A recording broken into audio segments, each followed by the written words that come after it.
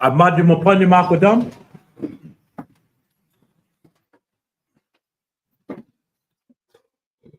Repeat after me. Yahweh Anya. Yahweh.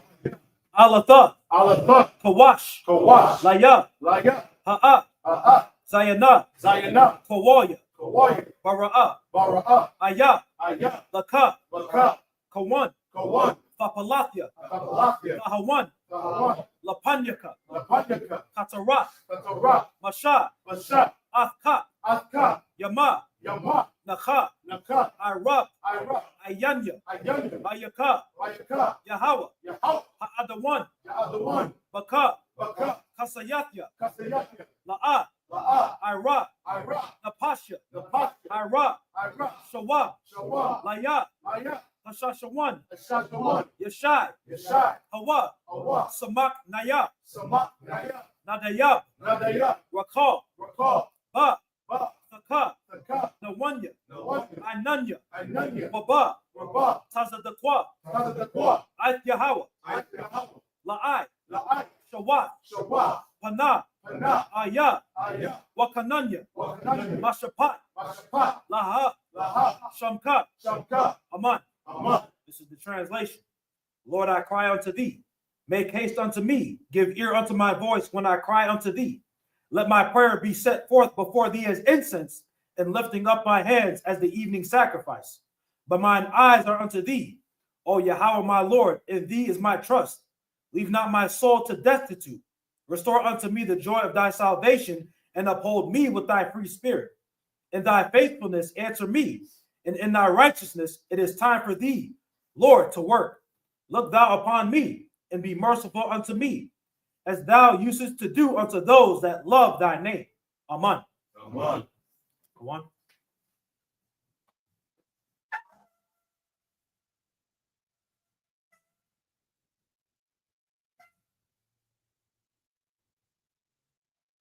Everyone seated.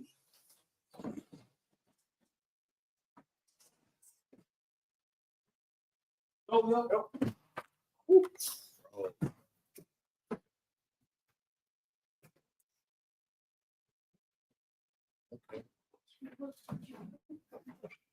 Starting off amazing.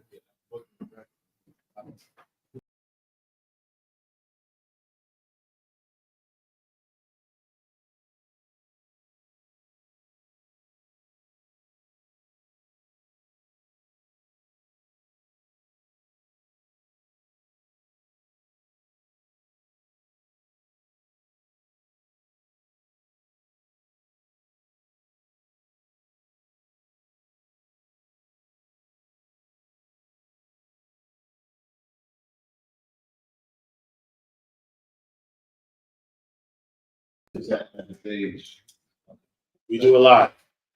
We should. Let's keep it. How we doing today? Okay. I know one person's doing good. How y'all doing? Doing good. Wow. Oh, so hold me. let me talk to the chat. Can I be heard? Everything all right in the chat?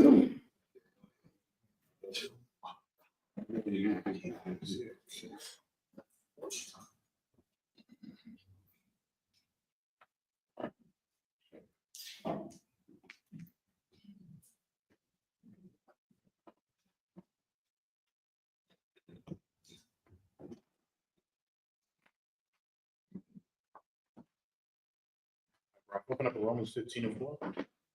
This is Romans chapter 15 and verse 4.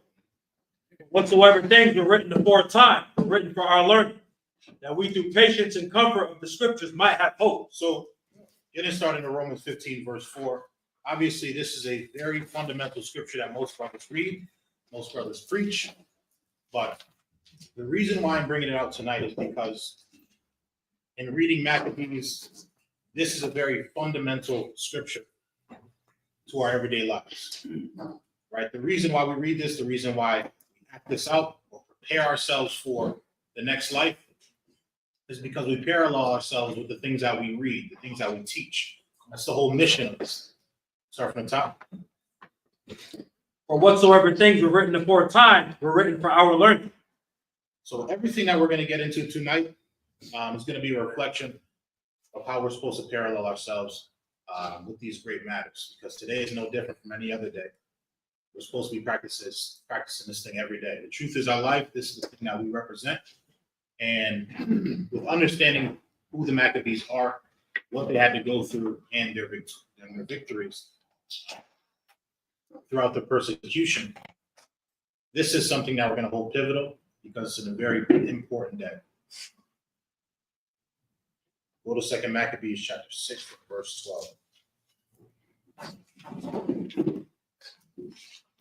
12. This is 2 Maccabees chapter 6 and verse 12. Yep. Now I beseech those that read this book, that they be not discouraged for these calamities. So before we get into this, right, 2 Maccabees is a book that's paralleling on top of 1 Maccabees. It isn't in order; they're layered on top of each other. So we're gonna go back and forth within the timeline in context of both books. All right, start from the top again. Now I beseech those that read this book. Now the person that's giving this monologue is giving a warning to the people that are going to be reading this book, because obviously everything we read in the foretime is written for our knowledge. It's written for the action that we participate in the things that are written as such. Go ahead. That they be not discouraged for these calamities. Say it again. That they be not discouraged for these calamities. Because the history of the Israelites is that we've gone through many calamities. So as we're reading through the Maccabean period, we're not to be discouraged by the calamities that are brought out. Go ahead. But they that judge those punishments not to be for destruction, but for a chastening of our nation. Don't acknowledge them for judgment. Acknowledge them for a chastisement. Because throughout the hours of time, we've always had this repetition of going with the Most High, going against the Most High, pleading for him to come back to us, and then being successful after he finally accepts us. This is something that goes on over and over and over throughout the hours of the times of Israelite history. Go ahead. For it is the token of his great goodness, when wicked doers are not suffered any long time, but forthwith punished. What is that?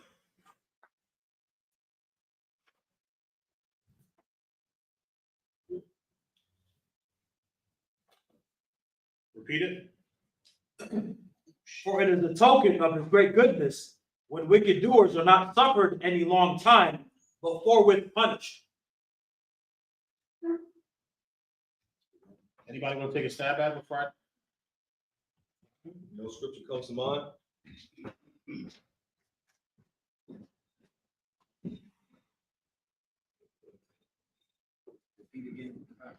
Repeat verse 13 again. 2 Maccabees chapter 6 and verse 13. Uh-huh. For it is a token of his great goodness, when wicked doers are not suffered any long time, but forthwith punished. That would be the precept in Psalms about the wicked are not punished in the field. That's Ecclesiastes. Ecclesiastes. Yeah. That's the scripture that I was saying. That's someone should have called Ecclesiastes 8:10.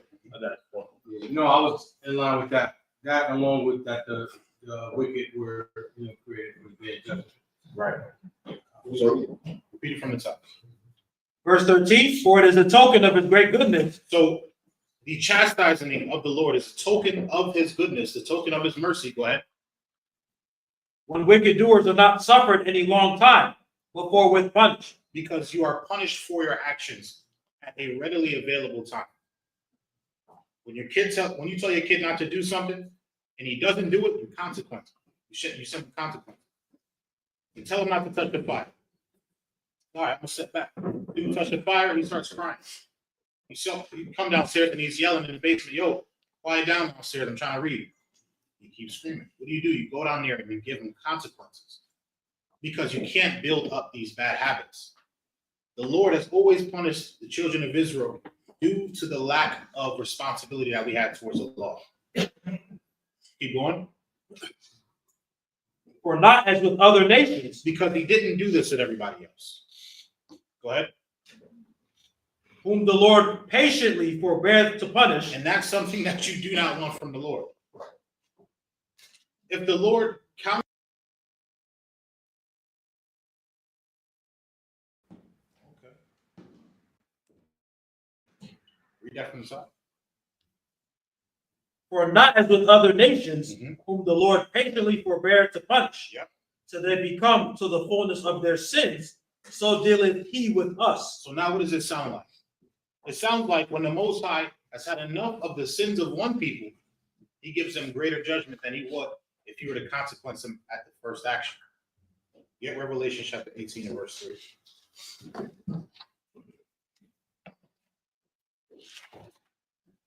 Revelation chapter 18 and verse 3. For all nations have drunk of the wine of the wrath of her fornication. So contextually, this is speaking about Babylon, go ahead. And the kings of the earth have committed fornication with her. And the merchants of the earth are waxed rich through the abundance of her delicacies. Go ahead. And I heard another voice from heaven saying, Come out of her, my people, that ye be not partakers of her sins, and that ye receive not of her plagues. I'll read verse 3 again. Verse 3. For all nations have drunk of the wine of the wrath of her fornication, and the kings of the earth have committed fornication with her, and the merchants of the earth are waxed rich through the abundance of her delicacies. Now read Jeremiah 5 and 7. Jeremiah 5. Jeremiah 5.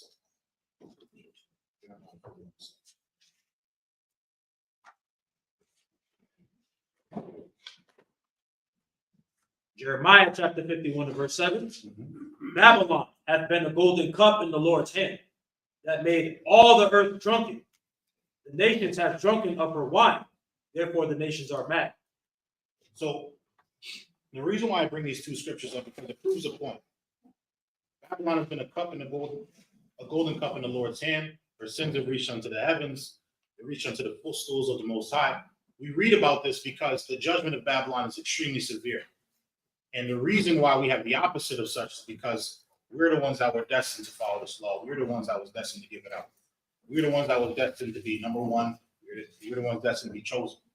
So everything that we do has an immediate consequence. But giving a long-suffering and patient judgment requires extreme harsh punishment. We'll jump back to 2 Maccabees, chapter 6. 14, verse 15. 2 Maccabees chapter 6 and verse 15. Yep. Lest that being come to the height of sin, afterwards he should take vengeance of us. And therefore he never withdraw his mercy from us. And though he punished with adversity, yet doth he never forsake his people. So when the Most High has seen a pinnacle of sin, they've always seen total destruction. Think about what happened during Sodom and Gomorrah. Think about what happened in Egypt. When a nation reached a pinnacle of evil and the Most High decided to plague or destroy them, it was with great vengeance. That's why we're dealt with in such a manner. So what the monologue is basically explaining to us while we're reading 1st and 2nd Maccabees is, don't take this as a judgment from God. Take this as a chastisement, because he can do way worse, and he has done way worse to others around us, which is literally in the middle of the 6th chapter of 2nd Maccabees. So as we go forward with this, just remember the monologue and the points given right here, because it's going to be very important. Now jump to 1st Maccabees chapter 27.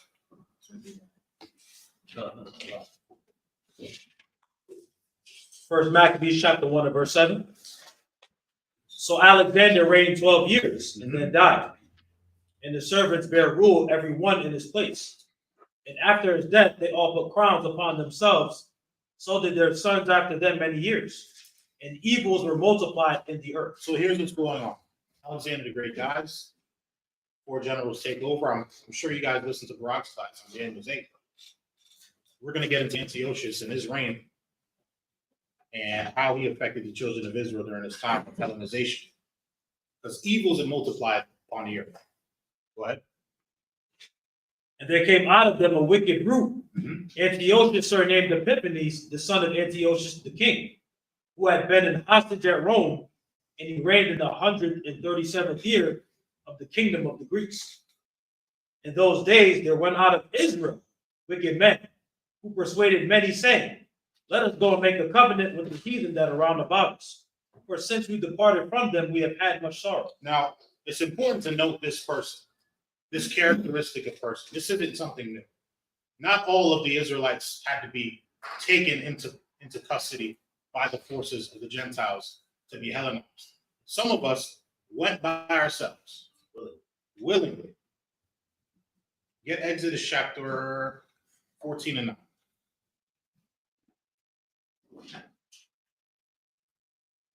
Exodus chapter 14 and verse 9. But the Egyptians pursued after them all the horses and chariots of Pharaoh and his horsemen and his army, and overtook them encamping by the sea, beside Pihaharath, before Baal-Zephon. And when Pharaoh drew nigh, the children of Israel lifted up their eyes, and behold, the Egyptians marched after them, and they were sore afraid. Yep. And the children of Israel cried out unto the Lord.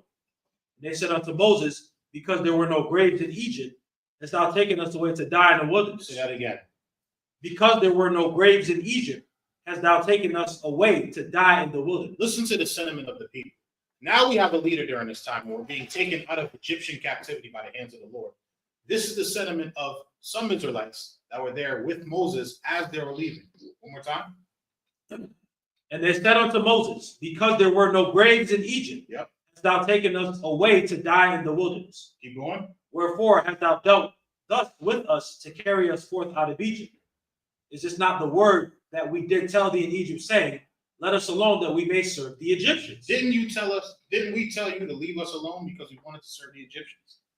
Because they were too scared to come out because the Egyptians were to kill them, because they didn't have faith at this point. They didn't have faith that the Most High would carry them over, because they were afraid of prosecution from the Egyptians.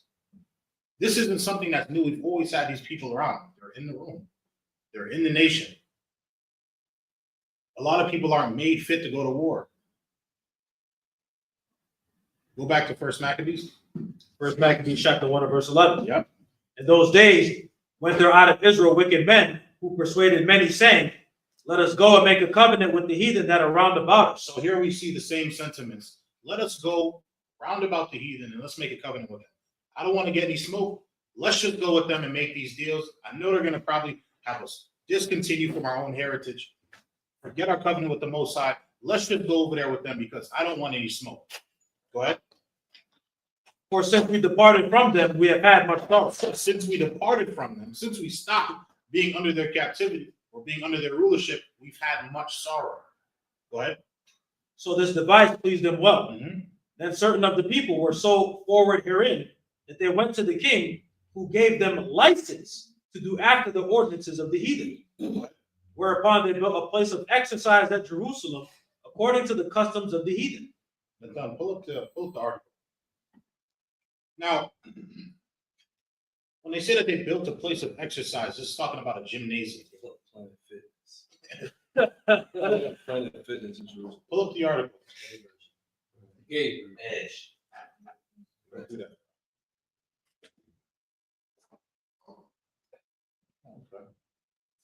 All right. From Taste of History, this says, why did the ancient Greeks exercise naked?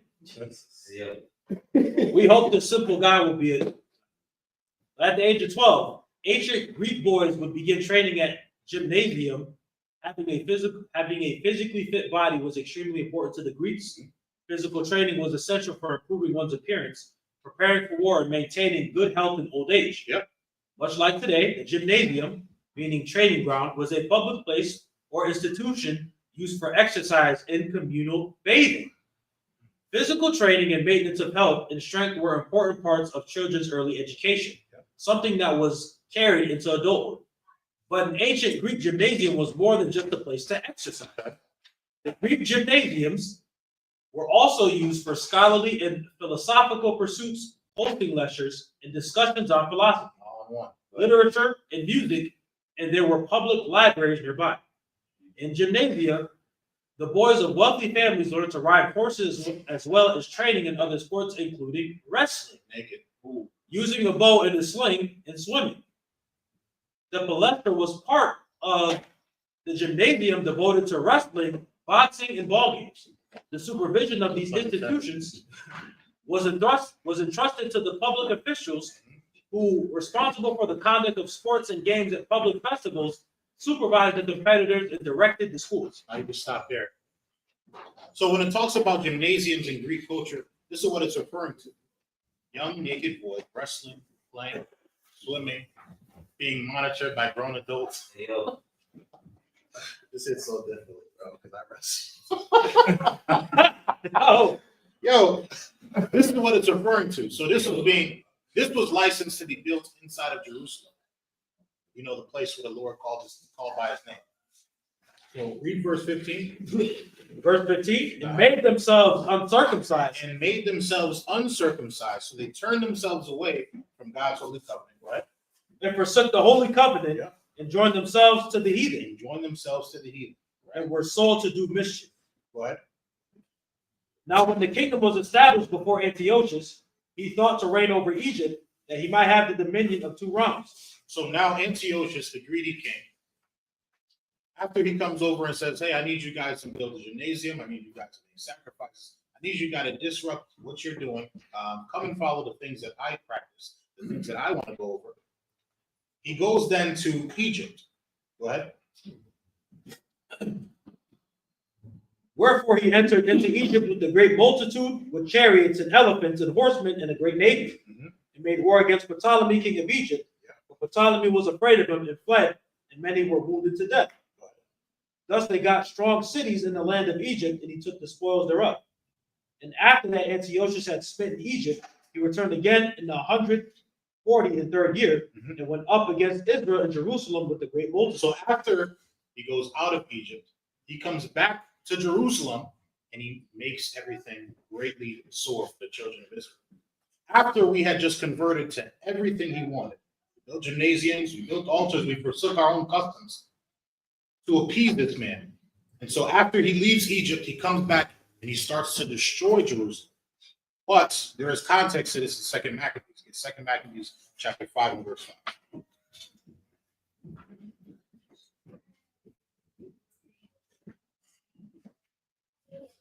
Second Maccabees chapter 5 and verse 5. Now when there was gone forth a false rumor, as though Antiochus had been dead, Jason took at least 1,000 men, and suddenly made an assault upon the city. And they that were upon the walls being put back. Start from 1. Let's get the Second Maccabees chapter 5 and verse 1. About the same time, Antiochus prepared his second voyage into Egypt. Yeah.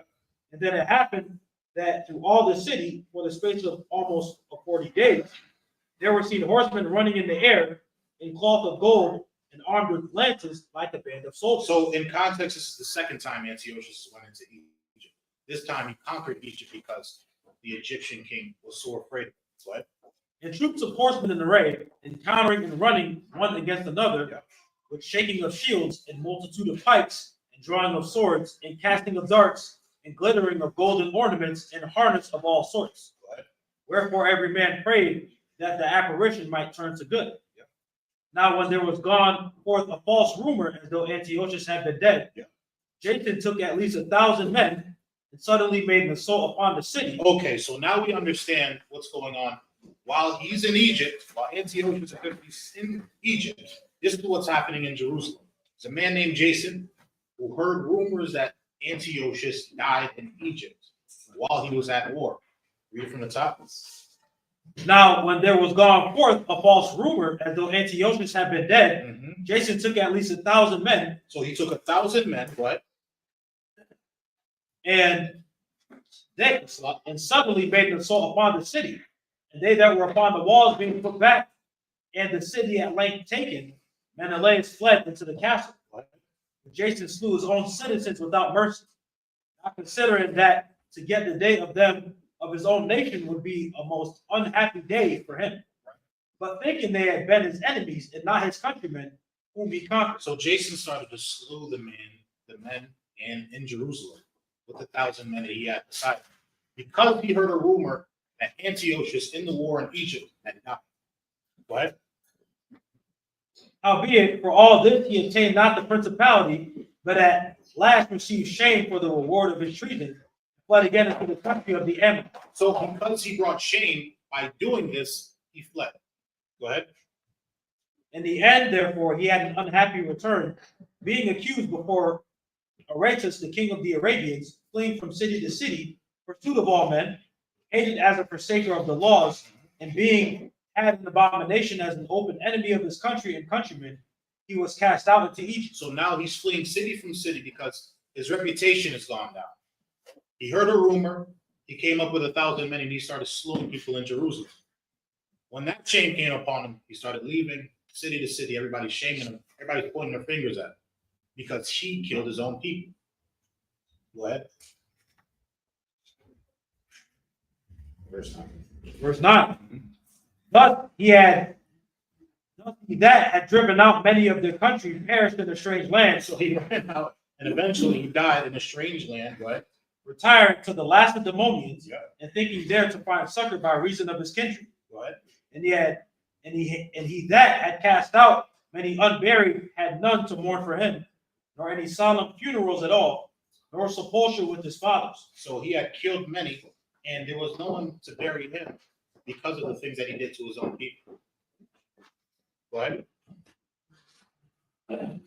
Verse 11. Now when this was done, came to the king's ear, he thought that Judea had revolted. So because of this thought, because of this presumption, because he went out of his own way to start slaughtering the people in Jerusalem, because of something that he heard, Antiochus comes back and is like, they're doing a revolt in Jerusalem because people are dying, people are killing, and there's some sort of revolution happening.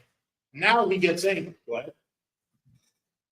Whereupon, removing out of Egypt in a furious mind, he took the city by force of arms. So because of this Jason character, Jerusalem had to face the punishment because they heard this, or Jason heard this rumor and got presumptuous. Go ahead. And commanded his men of war not to spare such as they had met, and to slay such as went upon the houses. Thus there was killing of young and old, making away of men, women, and children, slaying of virgins and infants. And they were destroyed within the space of 3 whole days, 40,000 people, men, women, and children, were killed after Antiochus came back from Egypt because he heard that there was a revolt. So Jason was the person responsible of 40,000 people dying because he killed 1,000. Go ahead. Wherefore 40,000 were slain in the conflict, and no fewer sold than slain. And no fewer sold than slain, which means what? 40,000 died and 40,000 went into slavery because of 1,000 people dying by the hand of Jason. But Verse 15. Yet was he not content with this, but presumed to go into the most holy temple in all of the so world. he wasn't satisfied with 80,000 people's lives being changed. He went inside of the temple. Go ahead. Into the most holy temple of all the world. Menelaus, that traitor to the laws. So the Benjamite, the brother of who? Simon? The brother of Simon, who was the governor at the time, so Onias the high priest, this guy comes back out of hiding because he saw that people were fighting and he ran. So now he's coming back as a Tom. Go ahead. That traitor to the laws and to his own country. Go ahead. Being his guide and taking the holy vessels with polluted hands. So he guides him into the holy temple with his dirty hands. Go ahead. And with profane hands pulling down the things that were dedicated by other kings to the augmentation and glory and honor of the place, and he gave them away. Let's stop there. Is everybody caught up in the timeline so far? God. Why are we in Second Maccabees right now? Let's see who's paying attention. Why are we in Second Can we get Maccabees some right now? interaction, please? Brothers, officers. Who can summarize what's going on with Kasadi is bringing up? Going too fast? Going too fast? I don't know. Not going. Malak, sir. So it's our own people that are literally allowing the heathen to take our holy vessels in the temple. Yeah. At this point, it's showing the betrayal that our people are perpetuating against one another, and it's a parallel for what's happening today. We have people who have literally sold their souls, their allegiance with these heathen on this side, and they continue to do it even though they know who they are, right? Because these things have been revealed to them, but yet they want to get their kingdom now on the side of the heathen. That's a good summary of what we read. Now, you have prophets in the Old Testament that mirror this exact same instance. Except it's extremely grievous at this particular time because of the AHLAHAYANAWA. Maccabean period is very synonymous and almost relative to Ezekiel when the father grabbed him by his head and showed him the signs and wickedness of what was going on around him. First beginning chapter 15. Then you have Daniel and Gabaryam chapter 8. And the other prophets and instances where the Most High was offended to the highest degree because of what happened. So it's also anonymously in tune with what the scientists are talking about. It's just another timeline discussing the grievances of the blasphemy. Now, with that said, I'm going to pose a question to the room in the chat. Why are we in Second Maccabees? Room first, Mac. To prove what in First Maccabees? You was talking about the beginning. Why he came back to destroy or slew Jerusalem? Right, after he left. Because in chapter 1, we read that after he went to Egypt, he went straight to Jerusalem and got to killing people, got to taking stuff over. But the reason why we're in Second Maccabees is because it gives us the context on why this happened. Right. Now, read verse 16 again. Second Maccabees chapter 5 and verse 16. And taking the holy vessels with polluted hands. So he comes back, he starts taking the temple with his polluted hands, with Menelaus the Benjamite, a traitor to our own people, with profane hands. Go ahead. And with profane hands pulling down the things that were dedicated by other kings, so the augmentation and glory and honor of the place, he gave them away. Are you listening to the history of this temple? This is a special place for Israelites to dwell. This is a sanctuary. This is somewhere people to go to find peace, to meditate, to read, to put up sacrifices on an altar, to praise the Most High.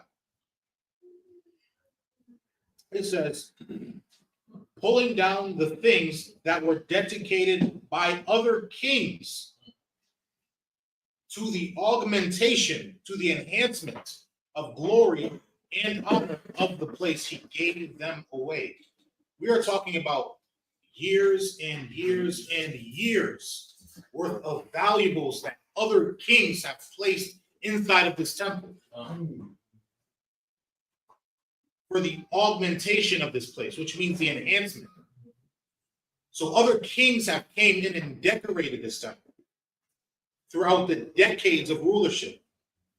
This is the place that somebody of our own kindred took Antiochus to destroy. Everybody with me so far? Verse 17. Verse 17. And so haughty was Antiochus in mind that he considered not that the Lord was angry. So at this point, he's boastful. Not only did he wipe out 80,000 or 40,000 people, took 40,000 people into slavery, he comes into the holiest of holies and takes down the temple, profanes the temple. And he's boastful in his mind now. Go ahead. That he considered not that the Lord was angry for a while for the sins of them that dwelt in the city. He didn't even realize that the reason that he was able to do this is because the Lord was mad at us.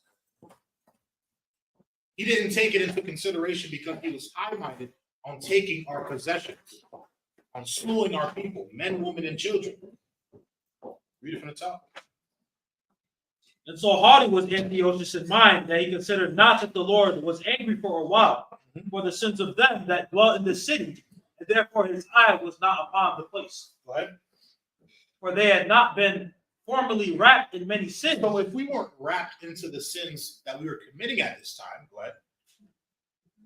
This man, as soon as he had come, had forthwith been scourged and put back from his presumption, as Heliodorus was, whom Seleucus the king sent to view the treasure. If we weren't wrapped up into the many sins that we were committing at this point, if you were to step foot in this place, the Lord would have scourged you like he did the others.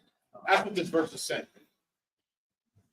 But it's because we sinned that he was able to go into the most cherished place and disassociate everything that had to do with years worth of information, years worth of history, years worth of memories. Go ahead, verse 19. Verse 19. Yeah. Nevertheless, God did not choose the people for the place's sake, but the place for the people's sake. What does that mean? Nevertheless, God did not choose the people for the place's sake, but the place's sake for the people's sake.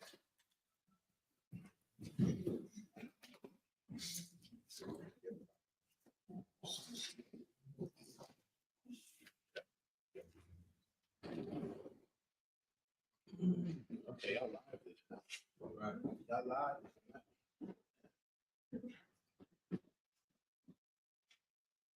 Read your precept in there. You read it again? Question again? Yo, we need everybody to quiet down. Officer Pat is going over the significance of this high holy day. Saying so, everybody could just quiet down and pay attention and be attentive, of the lesson. And he's asking a question, so we should get some engagements from some brothers and sisters. Don't matter if you're right or wrong. Right. This is pivotal in the history of your people. When you embrace this truth, right, you have to embrace it with understanding of why you're sitting here today. Mhm. Some of you know, some of you probably don't want to answer a question for an officer who's ranked under you or a trooper or whatever. But if you could just take a stab at it, there's nothing wrong with that. No one's going to mock you for getting the wrong answer. Read that precept again and then ask the question again. Second Maccabees chapter 5 and verse 19. Somebody break this verse down. Nevertheless, God did not choose the people for the place's sake, but the place for the people's sake.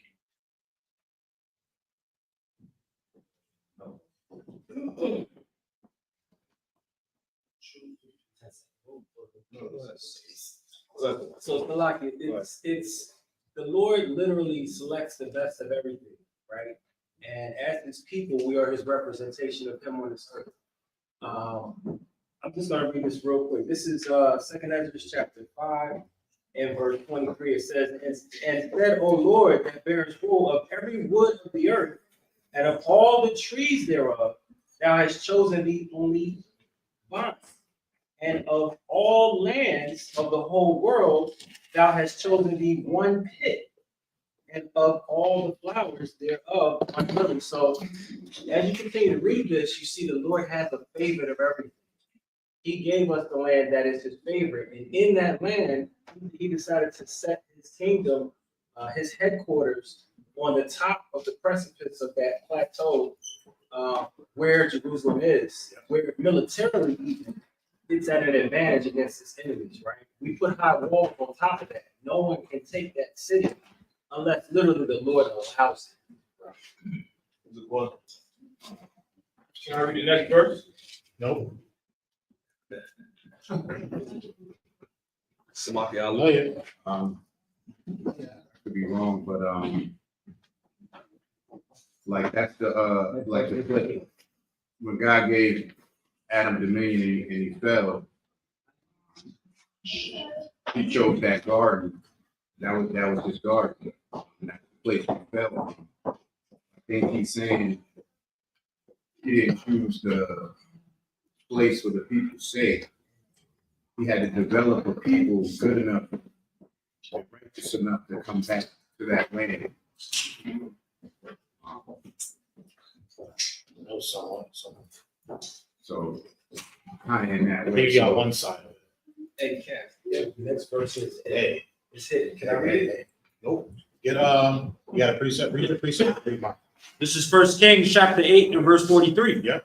Hear thou in heaven thy dwelling place, and do all according to all that the stranger calleth to thee for, that all people of the earth may know that thy name to fear thee, as do thy people Israel, and that they may know that this house which I have builded is called by thy name. So in verse 19, when it says, but the place for the people's sake, that's where the Lord chose.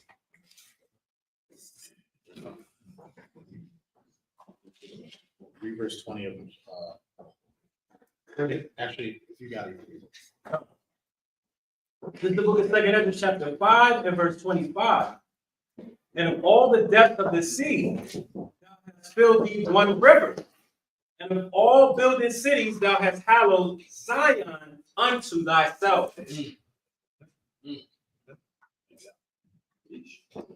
Next verse. Second Maccabees chapter 5 and verse 20. Yep. And therefore the place itself that was partaken with them of the adversity that happened to the nation, did afterward communicate in the benefits sent from the Lord. And as it was forsaken in the wrath of the Almighty, so again the great Lord being reconciled, it was set up with all glory. So the reason why this place, in verse 19, when it says, nevertheless, God did not choose the people for the place's sake, is because this needed to happen. It needed to happen because the Lord understood that his name was placed there, his people's reputation was placed there, and everything that they loved throughout the isles of history was placed there.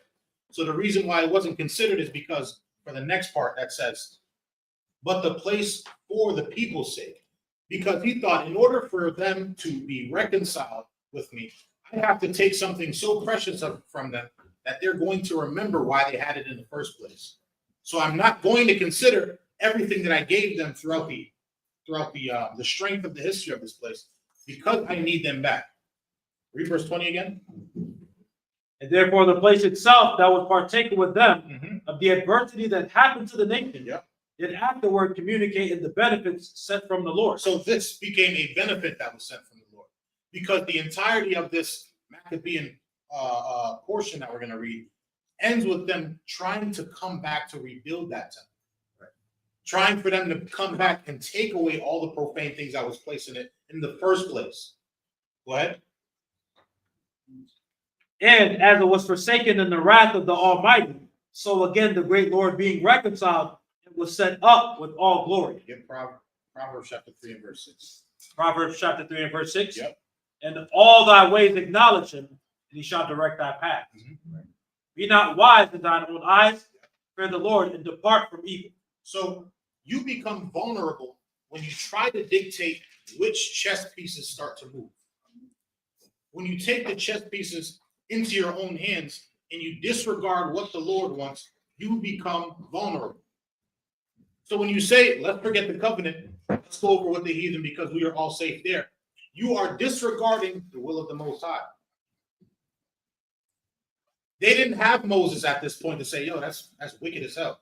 Let's keep faith and let's rock with what the Most High wants. They said, let's fold under zero pressure.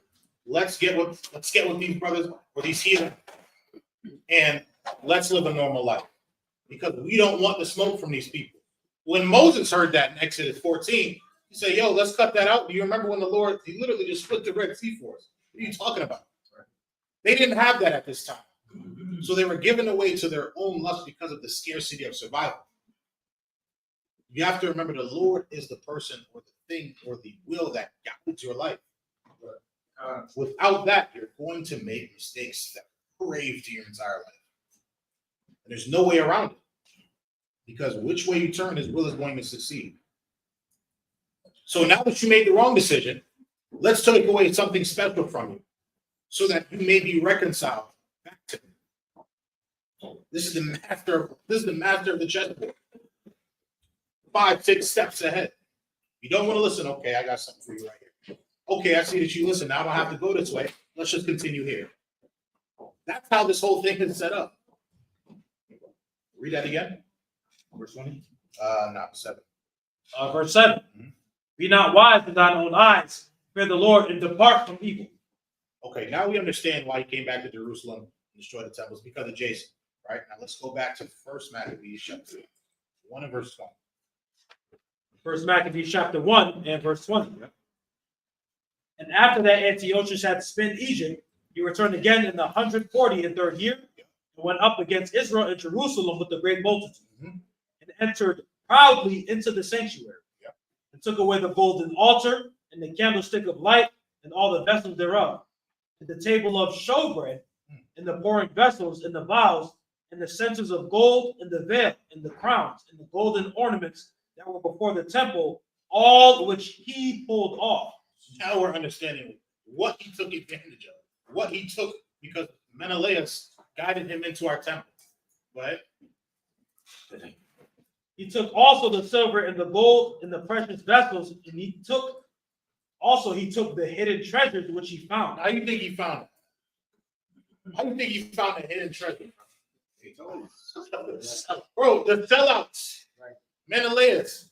Remember, he fled. He fled to the castle. Well, everybody was kung fu fighting in Jerusalem because of Jason's uproar. And he came back and said, yo, master, this is what happened. Let me take you to, yo. And he found the hidden treasures of our temple and he took advantage of it completely. The hidden treasures. Right. To add, it said in Second Maccabees, he took profane hands. He's unclean. He's unclean. We just read the article. Nasty heathens. You know what he was doing with them chillings, man. You know, in Ezekiel, the scriptures, this is the Most High's sanctuary, his temple is to be holy. You know, you could be killed if you were an Israelite and you went into the inner sanctuary, you weren't a son of Aaron. Yeah. Right? Man, you got heathen, dirty heathen, uncircumcised heathen going into holy places where they don't belong. Right? Wow. They're wild. Allowed. Guided. You want to add something? I wanted to ask the question, is Romans 1 and 22 kind of going into that? Read it, where it says 1 and 22, you read it a little loud. Because that when they knew God, they glorified him not as God, neither were thankful, but became vain in their imaginations, and their foolish hearts, confessing themselves to be wise, they became fools, changed the glory of the uncorruptible God, which an image made like first of man, and to birds and four-footed beasts and creeping things. Wherefore God also gave them up to uncleanness through the lusts of their own heart, the sign of their own bodies to clean themselves. Who changed the truth of God into a lie, to worship and serve the creature more than the Creator, who is blessed forever. Amen. I think that goes into any point where you take the Most High's name and profane it with something else. If you start worshiping other gods, if you start crediting other gods with the Most High is placed before you, that's when that comes into play. That comes into play anytime you see that happen. Anytime any form of idolatry starts to appear, that's where that can be applied to. So yeah, it would apply. Verse 22. 24. 24, right? Verse 24. When he had taken all away, he went into his own land, having made a great massacre and spoken very proudly. Yeah. Therefore there was great mourning in Israel in every place where they were, so that the princes and elders mourned, the virgins and young men were made feeble, and the beauty of women was changed. Listen to this. This is how much it impacted our people. After 40,000 people, men, women, and children were killed, and after another 40,000 were put into slavery. This is what the aftermath of what Jerusalem looked like in the nations round about us, our lands. The beauty of women changed. And men and women are walking around with their heads down. Because we lost the very most important thing in Israelite culture. Somewhere to practice all our laws. Wow. Go ahead. Every bridegroom took up lamentation. She that sat in the marriage chamber was in heaviness. Go ahead. The land also was moved for the inhabitants thereof, and all the house of Jacob was covered with confusion. And after 2 years will he expire. The king sent his chief collector of tribute unto the cities of Judah, who came unto Jerusalem with a great multitude, and spake peaceable words unto them, but all was deceit. For when they had given him credits, he fell suddenly upon the city and smote it very sore and destroyed much people of Israel. Yo, like, what do we do? This is happening in abundance because we need to be reinformed to what Greek culture is, what the heathens' culture is. Go ahead. But when he had taken the spoils of the city, he set it on fire and pulled down the houses and the walls thereof on every side. But the women and children took they captive and possessed the cattle. Then builded they the city of David with a great and strong wall, and with mighty towers, and made it a stronghold for them. And they put therein a sinful nation, wicked men, and fortified themselves therein. They stored it also with armor and victuals. And when they had gathered together the spoils of Jerusalem, they laid them up there, so they became a sore snare. For it was a place to lie in wait against the sanctuary, and an evil adversary to Israel. Thus they shed innocent blood on every side of the sanctuary and defiled it. Insomuch that the inhabitants of Jerusalem fled because of them, whereupon the city was made an habitation of strangers, and became strange to those that were born in her, and their own children left. So look at what's happening to our land. Look at what's happening today. Our land was profaned, it was taken over, and now the children of the people that's supposed to be there aren't there anymore because they've been forced out. They've been killed, slaughtered, enslaved out of their own land, out of their own cities, homes. Men, women, and children killed, slain, thrown against rocks. This has always happened. Like this is a contractual thing that happens with the Lord's judgment. In every single time period, you see it today, you've seen it then, and you've seen it before the time that happens.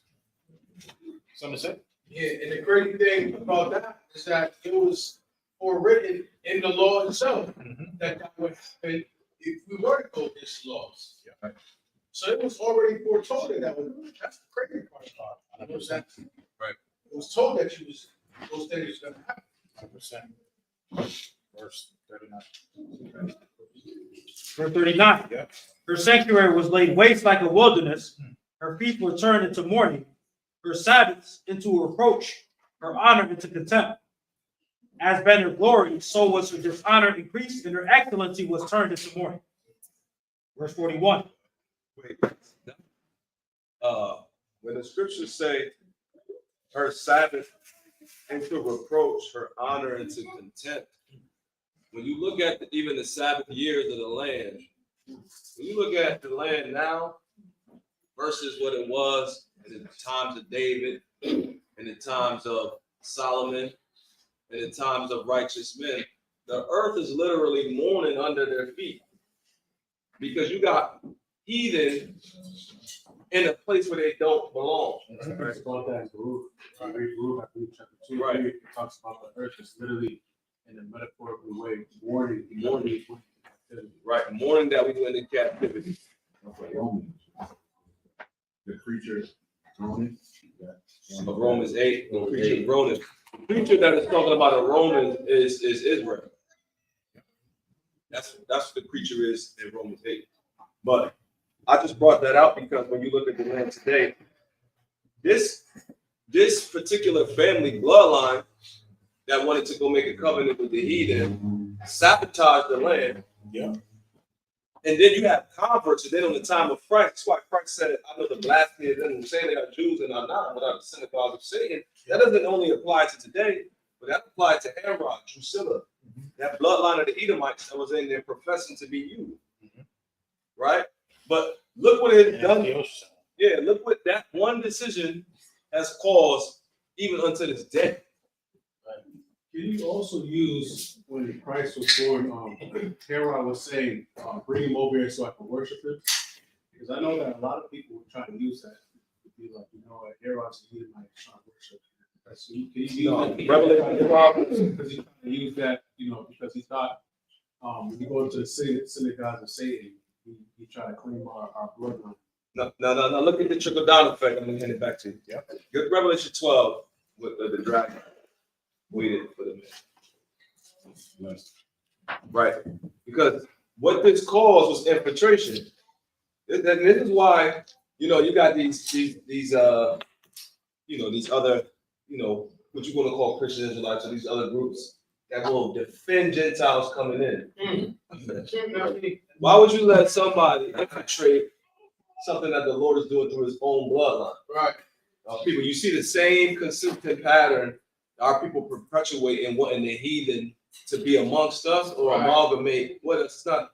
We don't even have rulership yet Right. or power yet. Don't even hear it. Already invited. Giving it away already. The Bible says, "Give not that inheritance unto a stranger." So here you go, Menelaus, Simon, this particular bloodline causing all of this mayhem. Now, what does that open the door to? It opens the door to Edomites. Right. Oh, That's what they want. Ultimately. Watch, read that, Barak. Revelation chapter 12 and verse 5. And she brought forth a man-child. Who's the she? It's Izrio. That seed that was promised from Adam, the seed that was promised to Abraham, right? That's Christ, right? That they have enmity against. They know the prophecy. That's why Paul said to Agrippa, "Surely thou knowest the prophets." You know our book. You know why they study our book? Because they're trying to destroy the idea of a Messiah raising us up into that promise, because we have the birthright. Right? So now when you see Herod, So he did the same thing as Agrippa. yeah, He did it first. right. Watch, listen to what it says. And she brought forth a man-child who was to rule all nations with a rod of iron. And her child was caught up unto God into his throne. No, go before that when it talks about the dragon. Verse 4. And his tail drew the third part of the stars of heaven and did cast them to the earth. What is going on in these times? The Greeks are able to now. The third part is what? The southern kingdom, Judah, Benjamin, Levi, cast down to the earth. Just simply means we was brought to a lower state, right? Where you get the word surf from? Surface, the surf's the lowly place, where it said we were cast down to the earth instead of being in our heaven, right? Go ahead. And did cast them to the earth. And the dragon stood before the See, woman. the dragon did what? The dragon stood before the woman, which was ready to be delivered. See, the dragon stood before the woman. What was he standing before the woman for? To do what? Go ahead. For to devour her child as soon as it was born. To devour her child as soon as it was born. So you like heathen in the land. You don't even know. Hey, Kevin. Hey, Keegan. Yeah. Come on over. Right? But lo and behold, they got other plans, just like the heathen did to us over here in the Americas.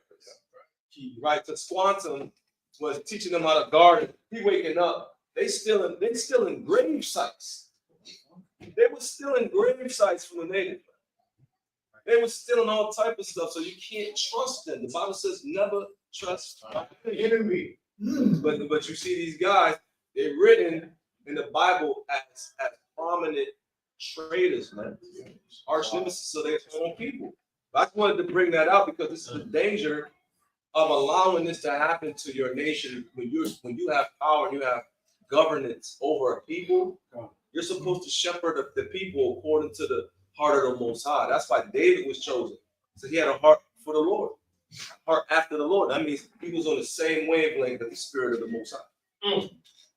So go ahead. I was gonna say that mindset of having that equality of other nations is pretty much a curse. Like being here and wanting to appease and be amongst other people and not realize that this isn't your place or this is where you're not going to prosper. Right. It's part of the curse. So like you trying to let other people in, like, oh yeah, it's free for all, like that's a part of the curse. We're the only nation that would do that. Right.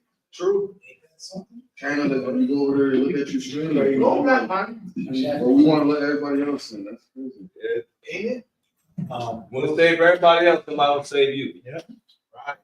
Real quick, Cass. We're talking about the temple. Literally, when we were rebuilding the temple, there were heathen that wanted to help us, right? They wanted to participate in that. Why? Because they literally wanted to circumvent that building, right? I'm going to read something real quick. This is 1 Ezra chapter 5. We'll start at verse 69. It says, "For we likewise, as ye, do obey your Lord, and do sacrifice unto him from the days of Abazareth, the king of the Assyrians, who brought us hither. Then Zerubbabel and Jesus and the chief of the families of Israel said unto them, It is not for us and you to build together a house unto the Lord our God.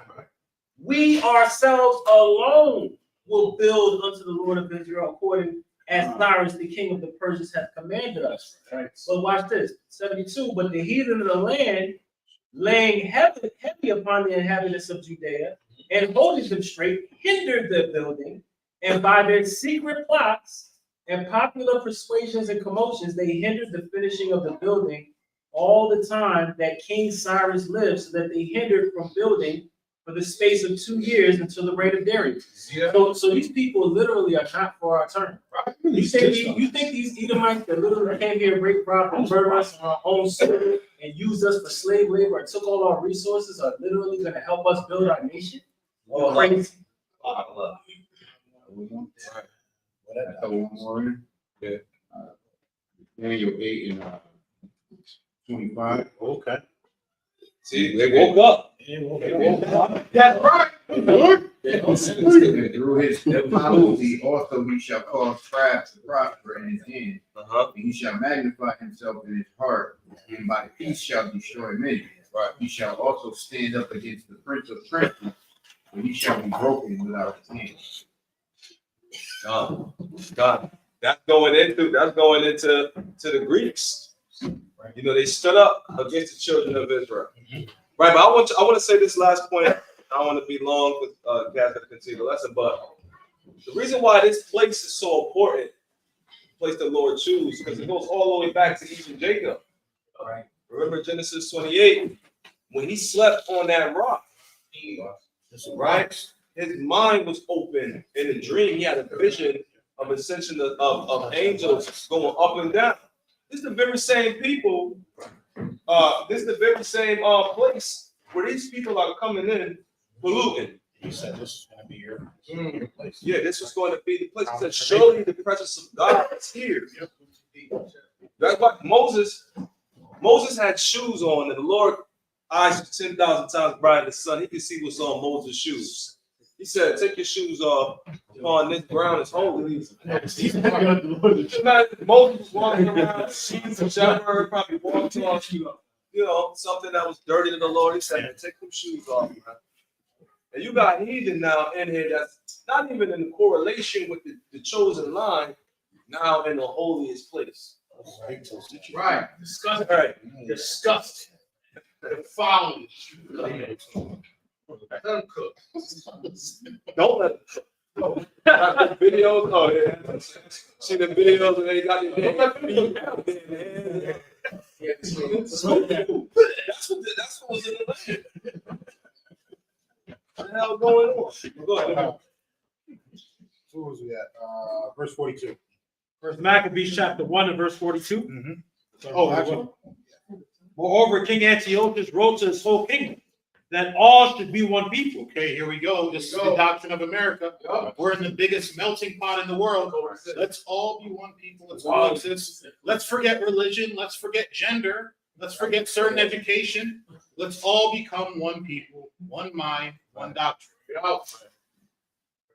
What's it say on the dollar bill? One nation under God. That's right. Well, he's speaking. You really say that?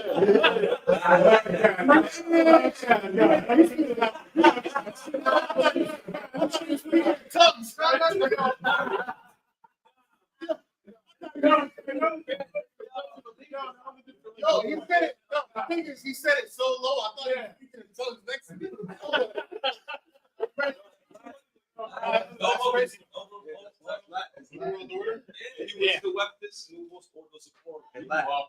Damn, that's crazy. So read that again.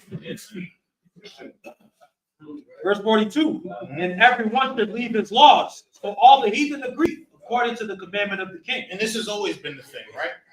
Let Israel be no more in remembrance. Let's forget the customs. Let's forget about Jacob. Let's forget about Isaac. Let's forget about Abraham. This is all in the past.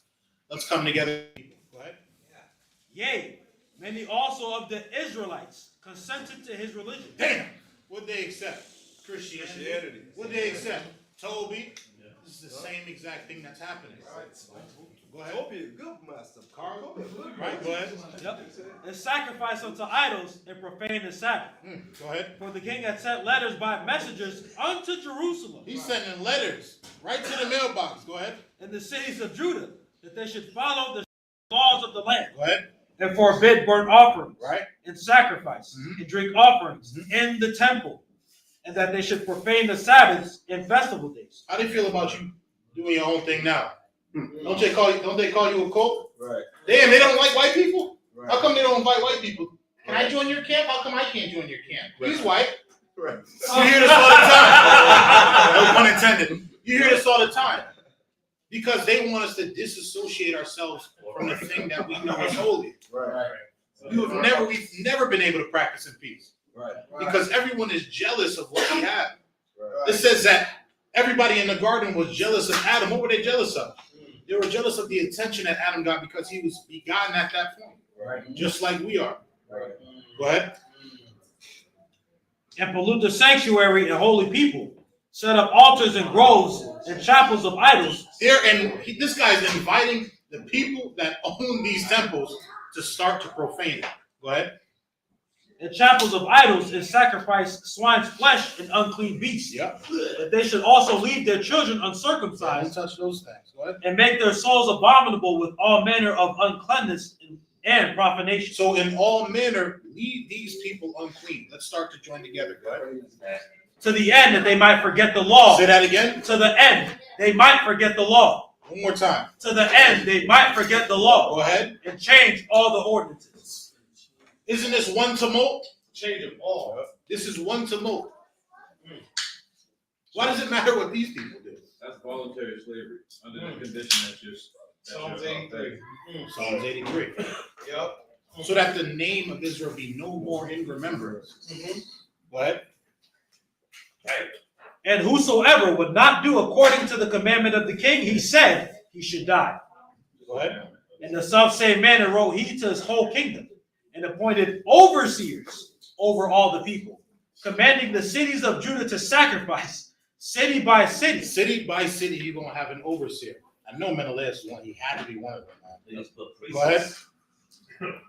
Then many of the people were gathered unto them, to wit every one that forsook the law, and so they committed evils in the land, Go ahead. and drove the Israelites into secret places, and even wheresoever they could flee for succor. Same exact thing happened to the slaves in America. They had to wait till nighttime to sing their hymns. Right. They had underground railroads. They had songs and hymns that were, how do you say that? In a different tongue than what the white man had perceived. Because they had things to profess to the Most High. Swing chariot, low. These are different things that they applied even in the times of America. Right. Because we were forced out of our own ways. Go ahead. Now the 15th day of the month Caslu, in the 145th year, they set up the abomination of desolation upon the altar, and builded idol altars throughout the cities of Judah on every side, and burned incense at the doors of their houses in the streets. Go ahead. And when they had rent in pieces the books of the law which they found, they burnt them with fire. So they took the books of the law, our history, and they burnt them with fire. Wow. Go ahead. And wheresoever they found, Salak was found with any of the book of the testament, or if any consented to the law, the king's commandment was that they should put him to death. So if I find you with the book of your law, if I find you practicing it, you're going to be put to death. This is the start of Hellenization in an egregious manner. Go ahead. Thus did they by their authority unto the Israelites every month, to as many as were found in the cities. Prison cell checkups. Go ahead. Now the 25th day of the month, they did sacrifice upon the idol altar, which was upon the altar of God. Go ahead. At which time, according to the commandment, they put to death certain women that had caused their children to be circumcised. So not only are they mocking God by sacrificing strange idols on this altar, they're now killing women and children because of circumcision, the token that binded the nation of Israel to the Most High. Do you know, even in history, that I forget the name of the surgery they used to do.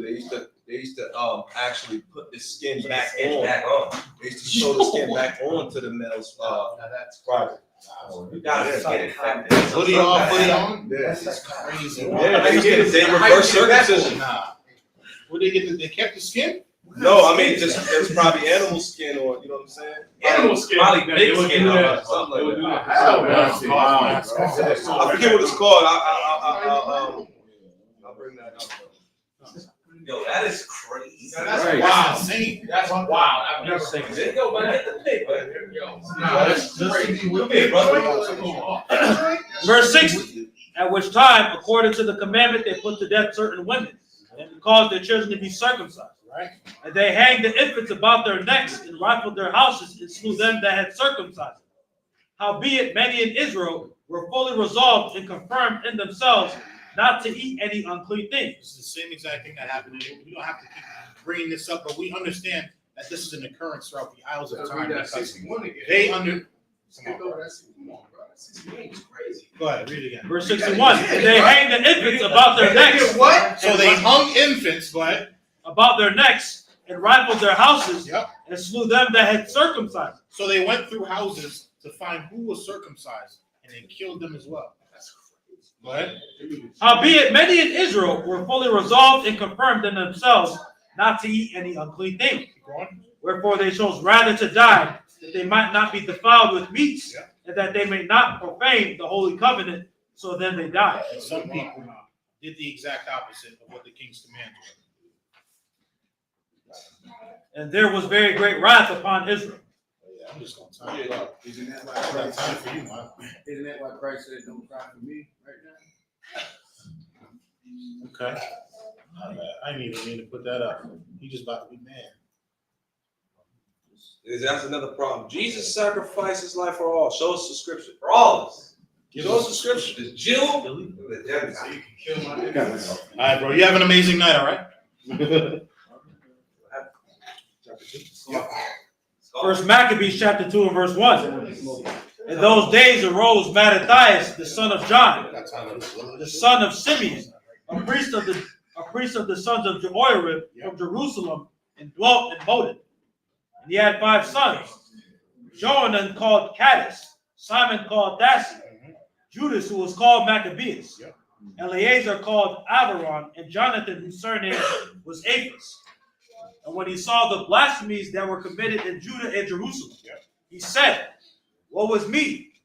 Wherefore was I born to see this misery of my people?" What the hell was I born in this time to see this stuff? Now, Mattathias and his 5 sons, revolutionists against this mode of to Hellenism, is now speaking in context about why he was born in this life, because he is woeing for his own people. Go ahead. He said, "Woe was me! Wherefore was I born to see this misery of my people and of the holy city, and to dwell there when it was delivered into the hand of the enemy, and the sanctuary into the hand of strangers. Go ahead. Her temple has become as a man without glory. Her glorious vessels are carried away into captivity. Her infants are slain in the streets. Her young men with the sword of the enemy. What nation hath not had a part in her kingdom and gotten of her spoils?" So at this point, what nation hasn't taken advantage of what we have? What nation hasn't taken advantage of the spoils that we have to offer? Go ahead. All her ornaments are taken away. Of a free woman she has become a bond slave. And behold, our sanctuary, even our beauty and our glory, is laid waste, and the Gentiles have profaned it. Go ahead. To what end, therefore, shall we live any longer? What the hell is the point of living at this point? Look at everything that's happening to our people. We don't have anything left. We don't have a standing temple. We don't have a people group anymore because all of them are Hellenized. What do we have anymore? What's the point of living? Go ahead. Then Mattathias and his sons rent their clothes and put on sackcloth and mourn very sore. In the meanwhile, the king's officers, such as compelled the people to revolt, came into the city of Modin to make them sacrifice. So now we're in Modin, and an officer comes by and does what? Go ahead. And when many of Israel came unto them, Mattathias also and his sons came together. Then answered the king's officers and said to Mattathias on this wise. The officer of Antiochus the king is coming to Mattathias who is a respected elder inside of this community. Go ahead. Thou art a ruler and an honorable and a great man in this city, and strengthened with sons and brethren. Damn, so I see you a great statue. You got nice boys. Go ahead. Now therefore come thou first, and fulfill the king's commandment. Shit, since you so great in this month, you gonna be first. Go ahead. Like as all the heathen have done, Yeah. yea, and the men of Judah also, as such as remain in Jerusalem. Because the heathen are bowing over to the king's commandment and your people. So now I made my way to this city or this community so that you can be first since you're respected here. Go ahead. So shalt thou and thy house be in number of the king's friends, and thou and thy children shall be honored with silver and gold and many rewards. Because I'll reward you if you do this. Now this is called buck breaking. This is when you take the biggest and strongest buck and you turn them down to put fear in the others. Because if the biggest man goes down, then there's no chance left of you surviving. Right. They do it in front of the whole plantation. Right. Go ahead. Yo. Verse 19. Then Mattathias answered and spake with a loud voice. Yep. Though all the nations that are under the king's dominion obey him, and fall away every one from the religion of their fathers, and give consent to his commandments. Yet will I and my sons and my brethren walk in the covenant of our fathers. Yeah, so they doing that over there. We're going to be all set. Go ahead. God forbid that we should forsake the law and the ordinances.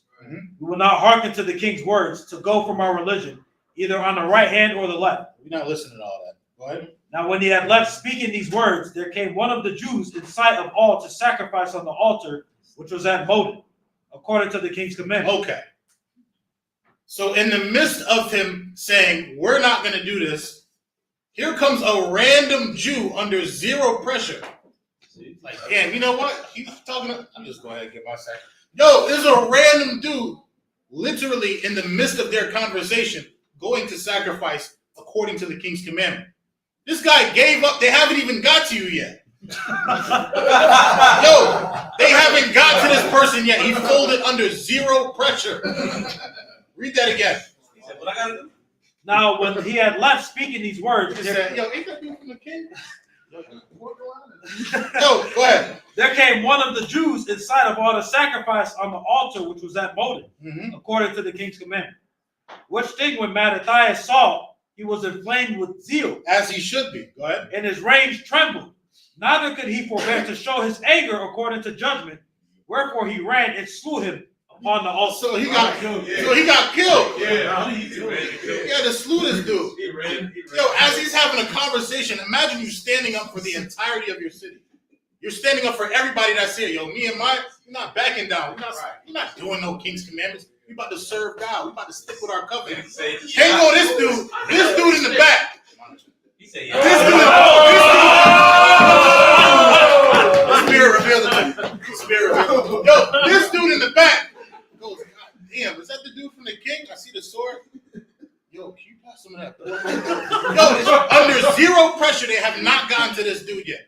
This guy goes and sacrifices on an altar according to the king's commandment. And as he's speaking, he says, he sees this dude putting something up on the altar. I'm like, yo, you from the, watch out. He goes up and runs and slews this guy because there's literally no business for him to be there. But it was an example. He was the example. Oh, pretty good. But it just goes to show you that these people always exist Right. inside of Israel. Right. These are weakling, Cowards. cowards, bend and fold without no prosecution. Right. They have no perseverance in following the law. It's a lack of faith. Lack of faith. And you've seen this in Exodus as well. You've seen it in the beginning of the book of Maccabees. This isn't nothing different. He might actually be related to that. It might be another Benjamin. But go ahead. Verse 25. Also the king's commissioner, who compelled men to sacrifice, he killed at that time, and the altar he pulled down. So not only did he kill the person that was going to prepare a sacrifice, he killed the king's officer that came here with this bullshit. That came here with this mess. Go ahead. Thus dealt he zealously for the law of God, like as Phineas did unto Zambri, the son of Salom. Yep. And Mattathias cried throughout the city with a loud voice, saying, whosoever is zealous of the law and maintaineth the covenant, let him follow me. Yep. So he and his sons fled into the mountains and left all that ever they had in the city. Then many that sought after justice and judgment went down into the wilderness to dwell there, both they and their children and their wives and their cattle, because afflictions increased sore upon them. Now when it was told the king's servants and the host that was at Jerusalem, in the city of David, that certain men who had broken the king's commandment were gone down into the secret places in the wilderness, they pursued after them with a great number. And having overtaken them, they camped against them and made war against them on the Sabbath day. Now, at this point, Mattathias fled with his sons and a couple others to the wilderness. Then the king heard about it, and the king came back, and he ruled against them on the Sabbath day. Go ahead. And they said unto them, let that which ye have done hitherto suffice, come forth and do according to the king, and do according to the commandment of the king, and ye shall live. Yeah. But they said, we will not come forth, neither will we do the king's commandment to profane the Sabbath day. So they gave them the battle with all speed. Howbeit they answered them not, neither cast they a stone at them, nor stopped the places where they lay hid. Hey, very, very noble, but hey, go ahead. But said, let us die in all our innocency. Heaven and earth shall testify for us that ye put us to death wrongfully. You understand it's not against the law to do good on the Sabbath? You realize we still go to camp on the Sabbath? We still do good works on the Sabbath? Food drives on the Sabbath? Like, if they fought back against these people, that would not have been an issue. But they chose not to, which is why they died. Go ahead. Yeah. Verse 38. So they rose up against them in battle on the Sabbath, and they slew them with their wives and their children and their cattle, to the number of 1,000 people. Now when Mattathias and his friends understood hereof, they mourned for them right sore. Now go to 2 Maccabees chapter 5, verse 24.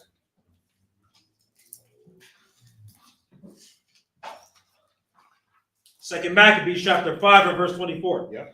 He said also that detestable ringleader, Apollonius, with an army of 22,000, commanding him to slay all those that were in their best age, and to sell the women and the younger sort, who coming to Jerusalem and pretending peace, did forbear to the holy day of the Sabbath, when taking the Jews keeping the holy day, he commanded his men to arm themselves. So this was a battle strategy to take men, women, and children on the day of the Sabbath, because there might have been a chance that they weren't going to fight back, just as we see in First Maccabees. Go ahead.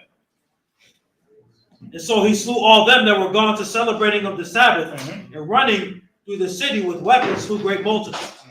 But Judas Maccabeus with 9 others, or thereabout, withdrew himself into the wilderness, and lived in the mountains after the manner of beasts, with his company, who fed on herbs continually, lest they should be partakers of the pollution. Now go to chapter 6 and read verse 1. Second Maccabees chapter 6 and verse 1. Yep.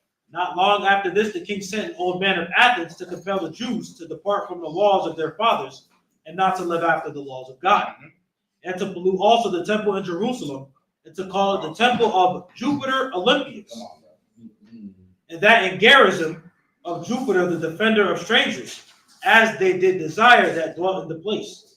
The coming in of this mischief was sore and grievous to the people. For the temple was filled with riot and reveling by the Gentiles, who dallied with harlots, and had to do with women within the circuit of the holy places. And besides that, brought in things that were not lawful. This is what's happening while Mattathias and his sons were inside the wilderness. This was happening inside the temple. Harlots were being brought in a circuit filled with women. Now, we can all use our imagination. On the altar? Black light. Insane what was going on. The altar which was filled with profane things, which the law forbid. Right. Verse 6. Neither was it lawful for a man to keep the Sabbath days or ancient feasts, or to profess himself at all to be a Jew. Now we're in full-fledged Hellenistic. Nobody can call themselves a Jew anymore. Forget all the high holy days that you were doing. Forget all those feast days that you were doing. And this history is important for you to understand Paul's letters, please. When Paul says the difference between the Jew and the Greek. You had some that committed to the oracles. You had some that were Hellenized that wanted to go make a covenant with the heathen. So when people say, Yeah, well, no Jew, no Greek. But this is the history of the Israelites converting to be Greeks, 100%. circumcising their children. 100%. So Paul has to go draw them back through the death of Christ because they now can receive forgiveness for those sins for making the covenant with the heathen and being like a Greek. Right. It's really simple. But, you know, It's also an honor to call yourself a Jew. right. 100%. Not all Israel's of Israel. Keep going. Verse 7. And in the day of the king's birth every month, they were brought by bitter constraint to eat of the sacrifices. And when the feast of Bacchus was kept, the Jews were compelled to go in procession to Bacchus carrying ivy. God's favorite. That's one of our favorites.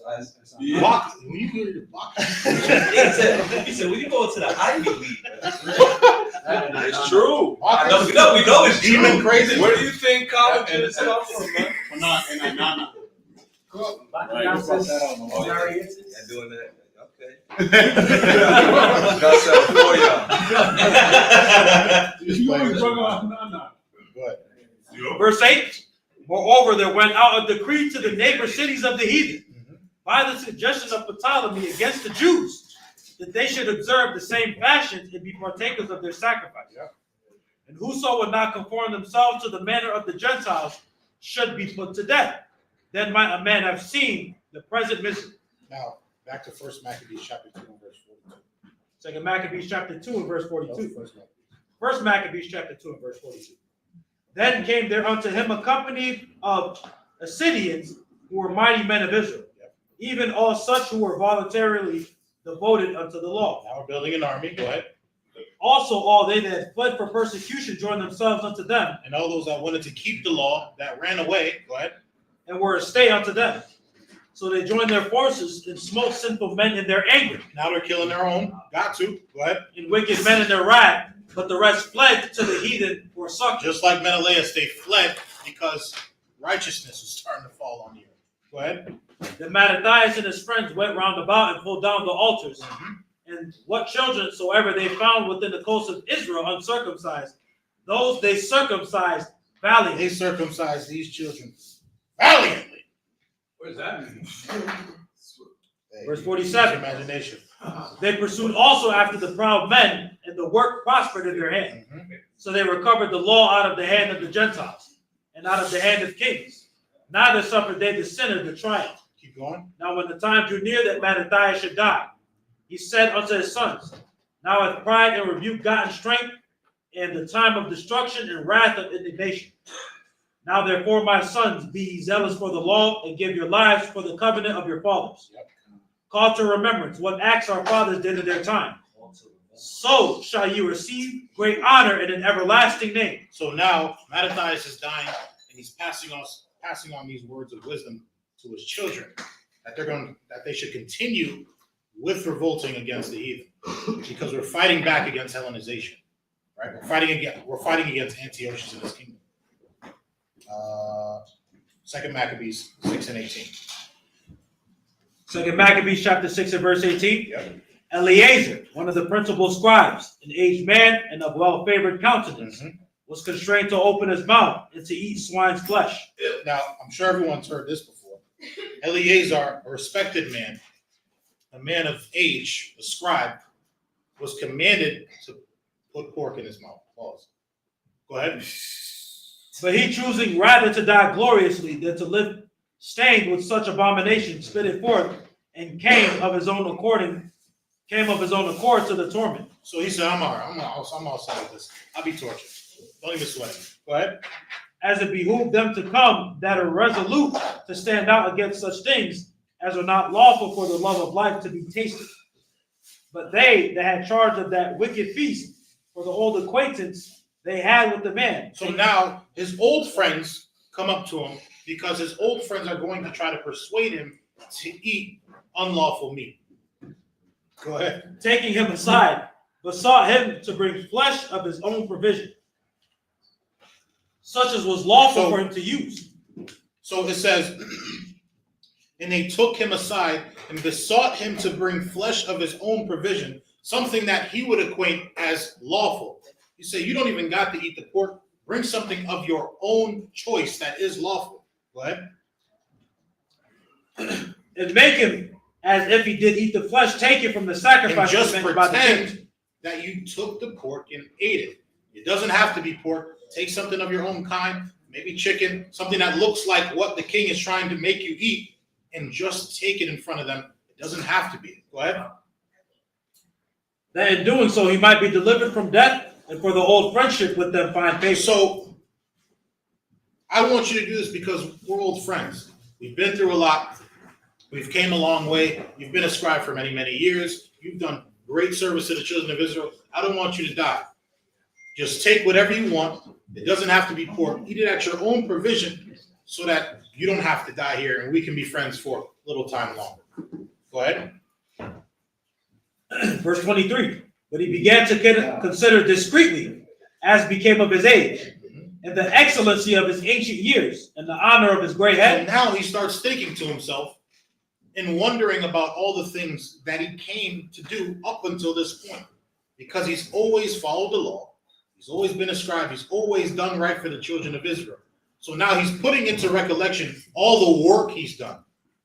All the work he's done to build up his reputation inside of the children of Israel, inside the children of Israel's eyes. Right? Go ahead.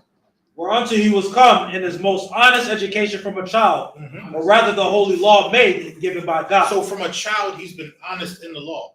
Go ahead. Therefore he answered accordingly, and willed them straightways to send them to the grave.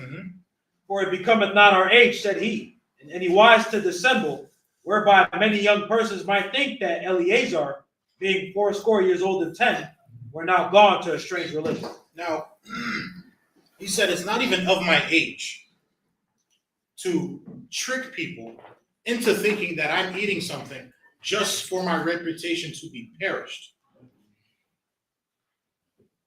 Because he understands that if he does this, that he's going to persuade the young men to do the same thing, even if he's not eating pork. This is a respectable man in Israel. Right. SHAMI. What if I say Right. I don't know. What?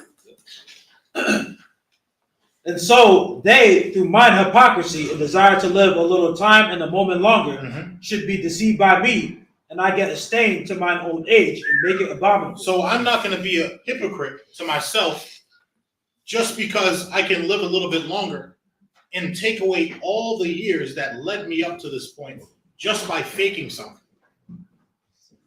Go ahead. For though the present time I should be delivered from the punishment of men, yet should I not escape the hand of the Almighty. Because if I get away with this now, so say if I don't die now, if I do this and I make my name abominable after building up everything that I've ever worked for, I can dodge men's judgment, but I'm not going to dodge what comes after I die. The Most High's hand is going to be placed upon me because this is my test. Go ahead. Neither alive nor dead. Wherefore now, manfully changing this life, I will show myself such an one as mine age requires. So I'm not going to do this because I'm an old man at this point. I don't have much time to live. There's going to be no point for me to do this and live very few years. I'm going to do what my age requires of me and be mature and follow the law and be an example to the people that are watching. Right. Go ahead. And leave a notable example to such as young, to be young, to die willingly and courageously for the honorable and holy laws. Yep. And when he had said these words, immediately he went to the So after he declined their offer, he immediately went into torment. Go ahead. They that led him changing the goodwill, they bear him a little before into hatred. Now, what does this sound like? Say it again. What? They that led him changing the goodwill, they bear him a little before into hatred. Something, a disagreement, a contention can cause someone from love to hate.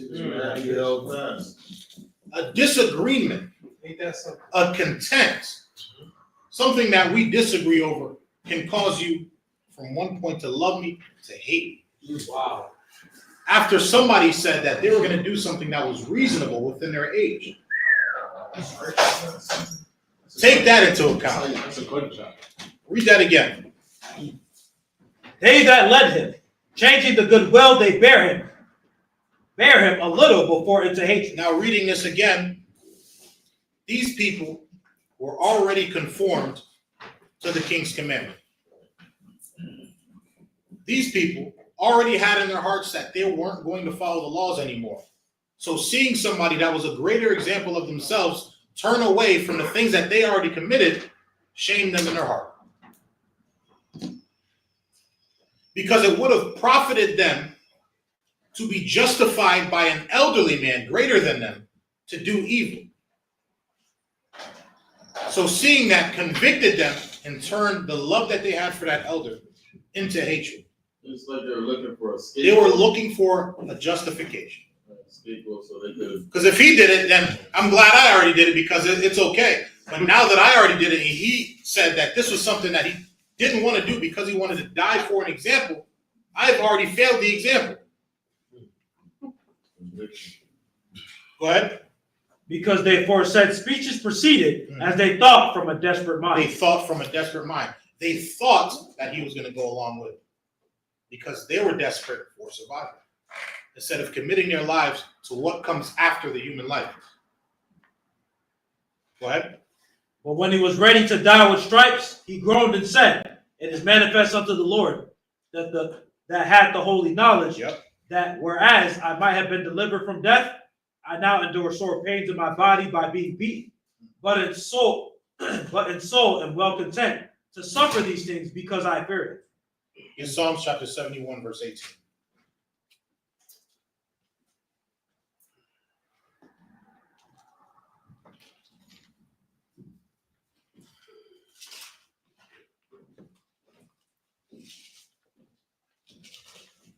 This is Psalm chapter 71 and verse 18. Now also when I am old and gray-headed, O God, forsake me not, until I have showed thy strength unto this generation, and thy power to every one that is to come.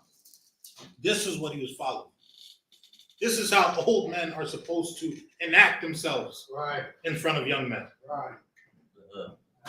Rarely are you going to find them. Because in these last days, evil men wax worse and worse. The old man knew of this scripture, and he followed this provision because the people after him was going to be led by an example, either good or bad. Jump back to verse 31.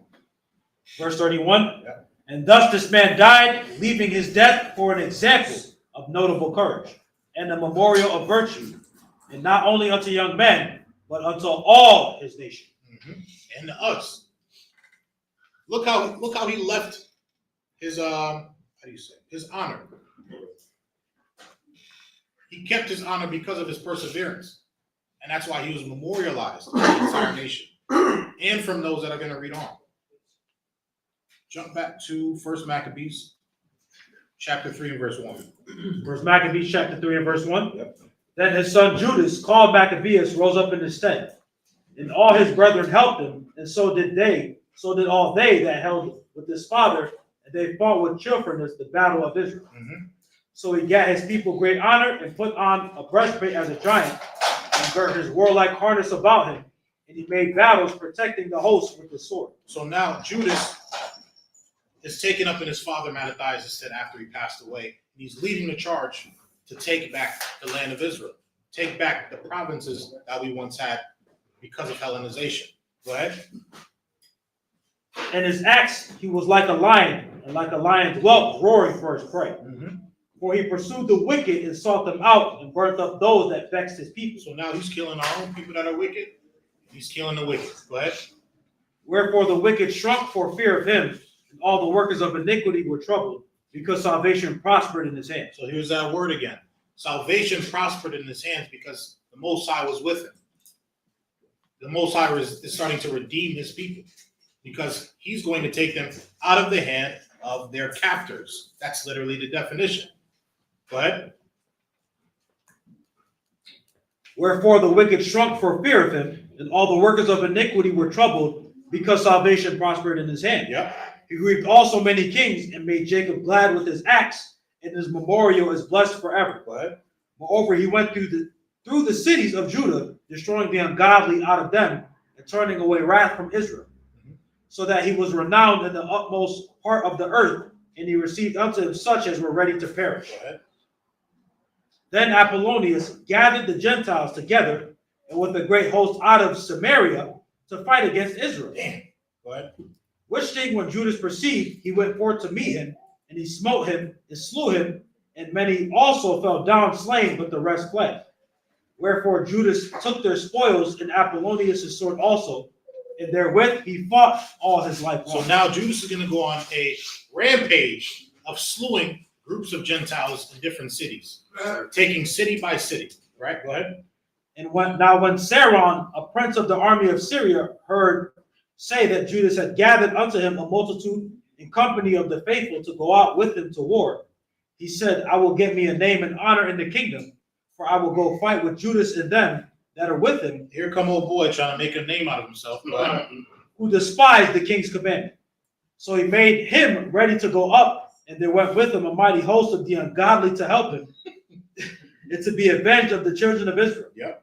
Now when he came near to the going up of Beth Horon, Judas went forth to meet him with a small company. Yep.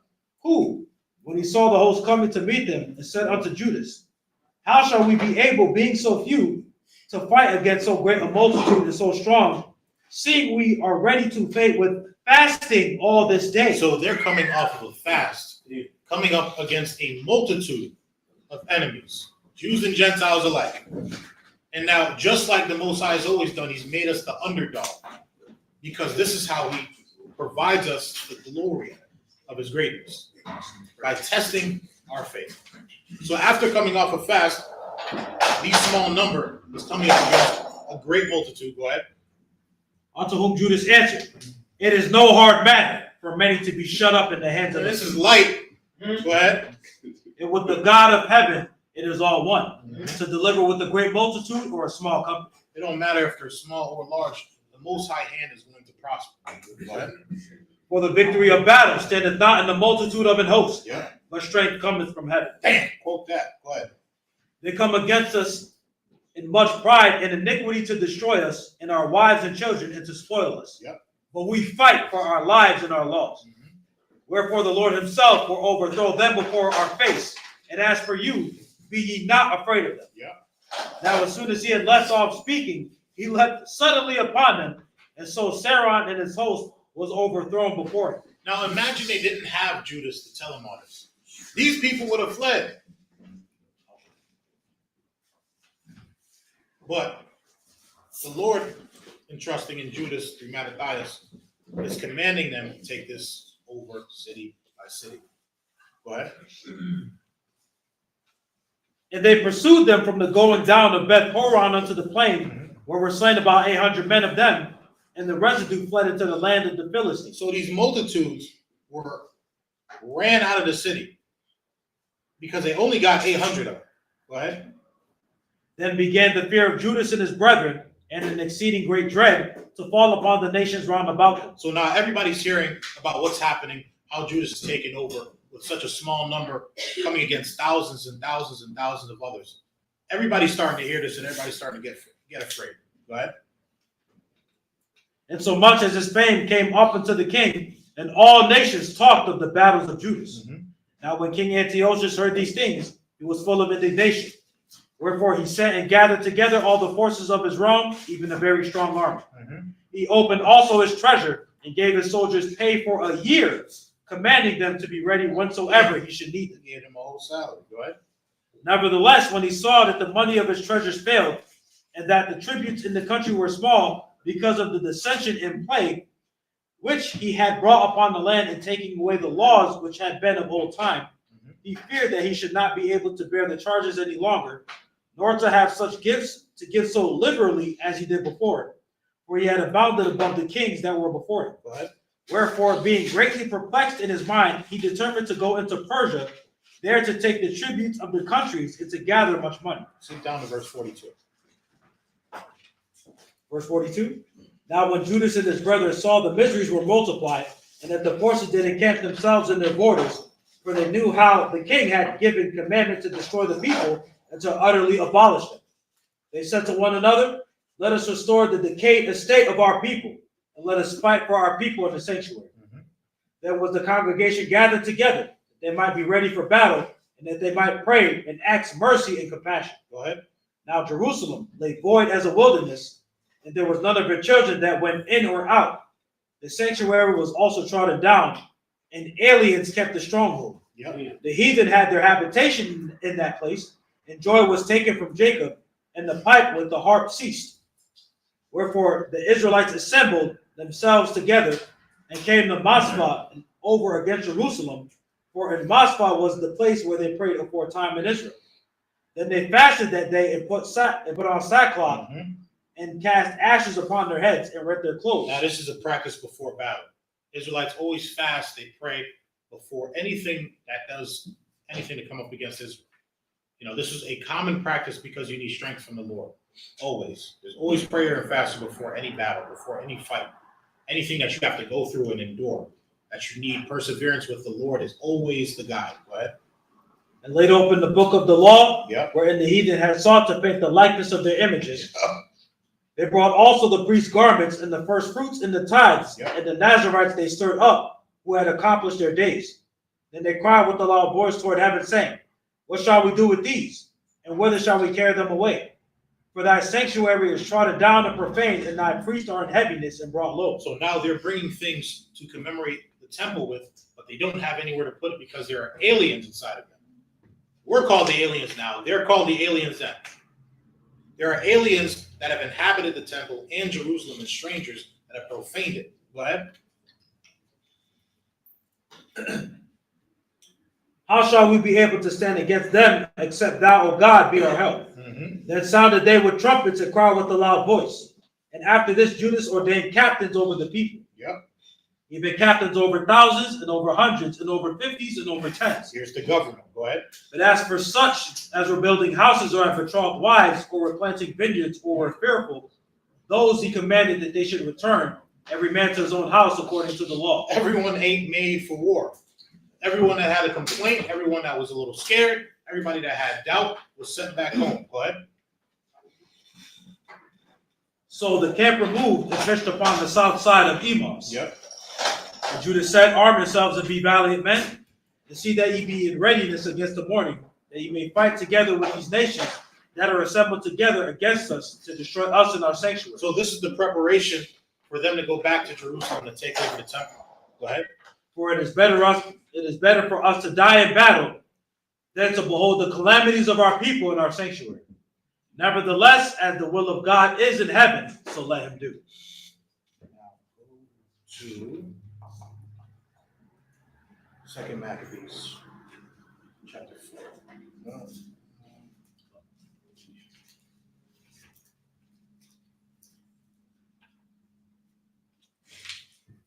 Actually, no. Go to chapter 4 and First Maccabees, verse 26. First Maccabees chapter 4, verse 26. Yep.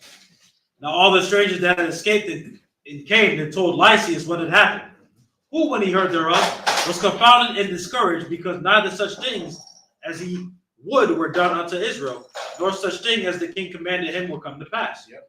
The next year, therefore, following Lysias gathered together 70,000 choice men of foot and 5,000 horsemen, so that he might subdue them. So they came into Idumea and pitched their tents at Bethsura, and Judas met them with 10,000 men. And when he saw the mighty army, he prayed and said, blessed art thou, O Savior of Israel, who didst quell the violence of the mighty man by the hand of thy servant David. So put this in your mind. We're going into Idumea. We have 60,000 people we're coming up against with 10,000 people. What? And gave us the host of strangers into the hands of Jonathan the son of Saul and his armor bearer. Shut up this army in the hand of thy people Israel, and let them be confounded in their power and horsemen. Make them to be of no courage, and cause the boldness of their strength to fall away. Now pay attention to his prayer. It says, make them to be of no courage, and cause the boldness of their strength to fall away, and let them quake at their destruction. Go ahead. Cast them down with the sword of them that love thee, and let all those that know thy name praise thee with thanksgiving. Yep. So they joined battle, and there were slain of the host of Lysias about 5,000 men. Even before them were they slain. Now when Lysias saw his army put to flight, and the manliness of Judas's soldiers, and how they were ready either to live or die valiantly, he went into Antiochia and gathered together a company of strangers, and having made his army greater than it was, he purposed to come again into Judea. Now, what happened? After 5,000 people of 60,000 were slain, the leader of this army said, God damn, these dudes can fight. Mind you, we haven't taken any losses at this point. 5,000 people of the 60,000 person army got killed, and he looked at how manly and how much of confidence they had. And he said, yo, let's bounce. We're out of here. And they ran against 10,000 people. But what did he pray for? He prayed for the confidence to go down. Right? He prayed for the countenance of Israel to be stronger than theirs, so that the courage would disappear. And so happened. Go ahead. Verse 36. Then said Judas and his brethren, behold, our enemies are discomfited. Let us go up to cleanse and dedicate the sanctuary. Now here's the part where we make it back to Jerusalem. Go ahead. Upon this all the hosts assembled themselves together and went up into the Mount Zion. And when they saw the sanctuary desolate, and the altar profaned, and the gates burned up, and shrubs growing in the courts as in a forest, or in one of the mountains, yea, in the priest's chambers pulled down, they rent their clothes and made great lamentation, and cast ashes upon their heads. 2 Maccabees 8:1.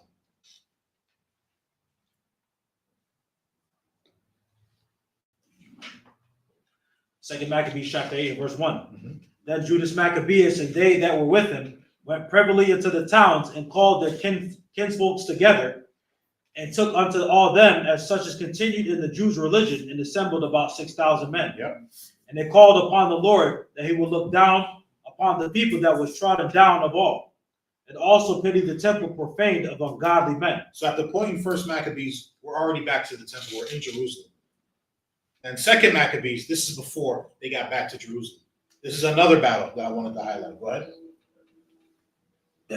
And that he would have compassion upon the city, sword defaced and ready to be made even with the ground, and hear the blood that cried unto him. And remember that wicked slaughter of harmless infants, and the blasphemies committed against his name, and that he would show his hatred against the wicked. So now the Lord is being reminded of these things, or being asked to be reminded of these things, right? Go ahead. Now when Maccabeus had his company about him, he could not be withstood by the heathen, for the wrath of the Lord was turned into mercy. Therefore he came at unawares, and burnt up towns and cities, and got into his head the most commodious places, and overcame and put to flight no small number of his enemies. So he put to flight no small number of his enemies, because in verse 5 it says, he could not be withstood by the heathen. He couldn't be stopped in any direction that he put his forward mind to, because the Most High was with him at this point. Because the wrath of the Most High was turned into mercy. Read verse 7. Verse 7. But specially took he advantage of the night for such privy attempts, insomuch that the bruit of his manliness was spread everywhere. And now he's taking advantage of the night, because this is warfare. Same thing that Abraham did. This is warfare that the children of Israel are practicing at this point. Now he's taking over cities by night. Go ahead. So when Philip saw that this man increased by little and little, and that things prospered with him, So still, Philip at this point is seeing how much he's gaining up on him. Go ahead. still more and more, he wrote unto Ptolemy, the governor of Seleucia in Phoenice, to yield more aid to the king's affairs. So he's just like Ukraine at this point, and is begging for more from Antiochus, because he knows that Judas Maccabees is on his tail. Go ahead. Then with forth choosing Nicanor, the son of Patroclus, one of his special friends, he set him with no fewer than 20,000 of all nations under him, No fewer of 20,000. Go ahead. to root out the whole generation of the Jews. And with him he joined also Georgius, a captain, who in matters of war had great experience. Now listen to what's going on. He sent them no more than 20,000 people and a captain with war experience. Jump down to verse 12. Verse 12. Now when word was brought unto Judas of Nicanor's coming, he had imparted unto those that were with him that the army was ahead. Yeah. That they that were fearful and distrusted the justice of God fled and conveyed themselves away. Others sold all that they had left, and withal besought the Lord to deliver them, being sold to the wicked Nicanor before they met together. So you had some that didn't want to smoke, And you had others that rent all their possessions just to see the children of Israel win. Go ahead. And if not for their own sakes, yet for the covenants he had made with their fathers, and for his holy and glorious name's sake, by which they were called. Yep. So Maccabeus called his men together unto the number of 6,000, Yep. and exhorted them not to be stricken with terror of the enemy, nor to fear the great multitude of the heathen who came wrongfully against him, but to fight manfully. Same common circumstance. Go ahead. And to set before their eyes the injury that they had unjustly done to the holy place, and with cruel handling of the city, whereof they made mockery, and also the taking away of the government of their forefathers. So now he's asking them to remember why they're here in the first place. Read verse 21. Verse 21. Thus, when they had made them bold with these words, and ready to die for the laws and the country, he divided his army into 4 parts. And he joined himself his own brethren, leaders of each band, to wit, Simon and Joseph and Jonathan, giving each one 1,500 men. Now each of his brothers was given 1,500 people from 6,000. So now there are 4 brothers that are leading armies into different places, and each of them have 1,500 Israelites. Go ahead. And he appointed Eleazar to read the holy book. And when he had given them the watchword, the help of God, himself leading the first band, he joined battle with Nicanor. Go ahead. And by the help of the Almighty, they slew above 9,000 of their enemies, and wounded and maimed the most part of Nicanor's host. So they put all to flight. So Eleazar put what was that? He read the holy book, and was it 9,000? 9,000 of their enemies, and wounded and maimed the most part of Nicanor's host, and put all to flight from 1,500 people. 24. Verse 24. And by the help of the Almighty, they slew above 9,000 of their enemies, and wounded and maimed the most part of Nicanor's host, and so put all to flight. And took their money that came to buy them, and pursued them far, but lacking time. So in context, they asked for money because people were going to come there, and once they thought they were going to defeat Judas Maccabees and his brother's army, they were going to sell them into slavery. So they had money prepared. So when they defeated this army, they took their money. Go ahead.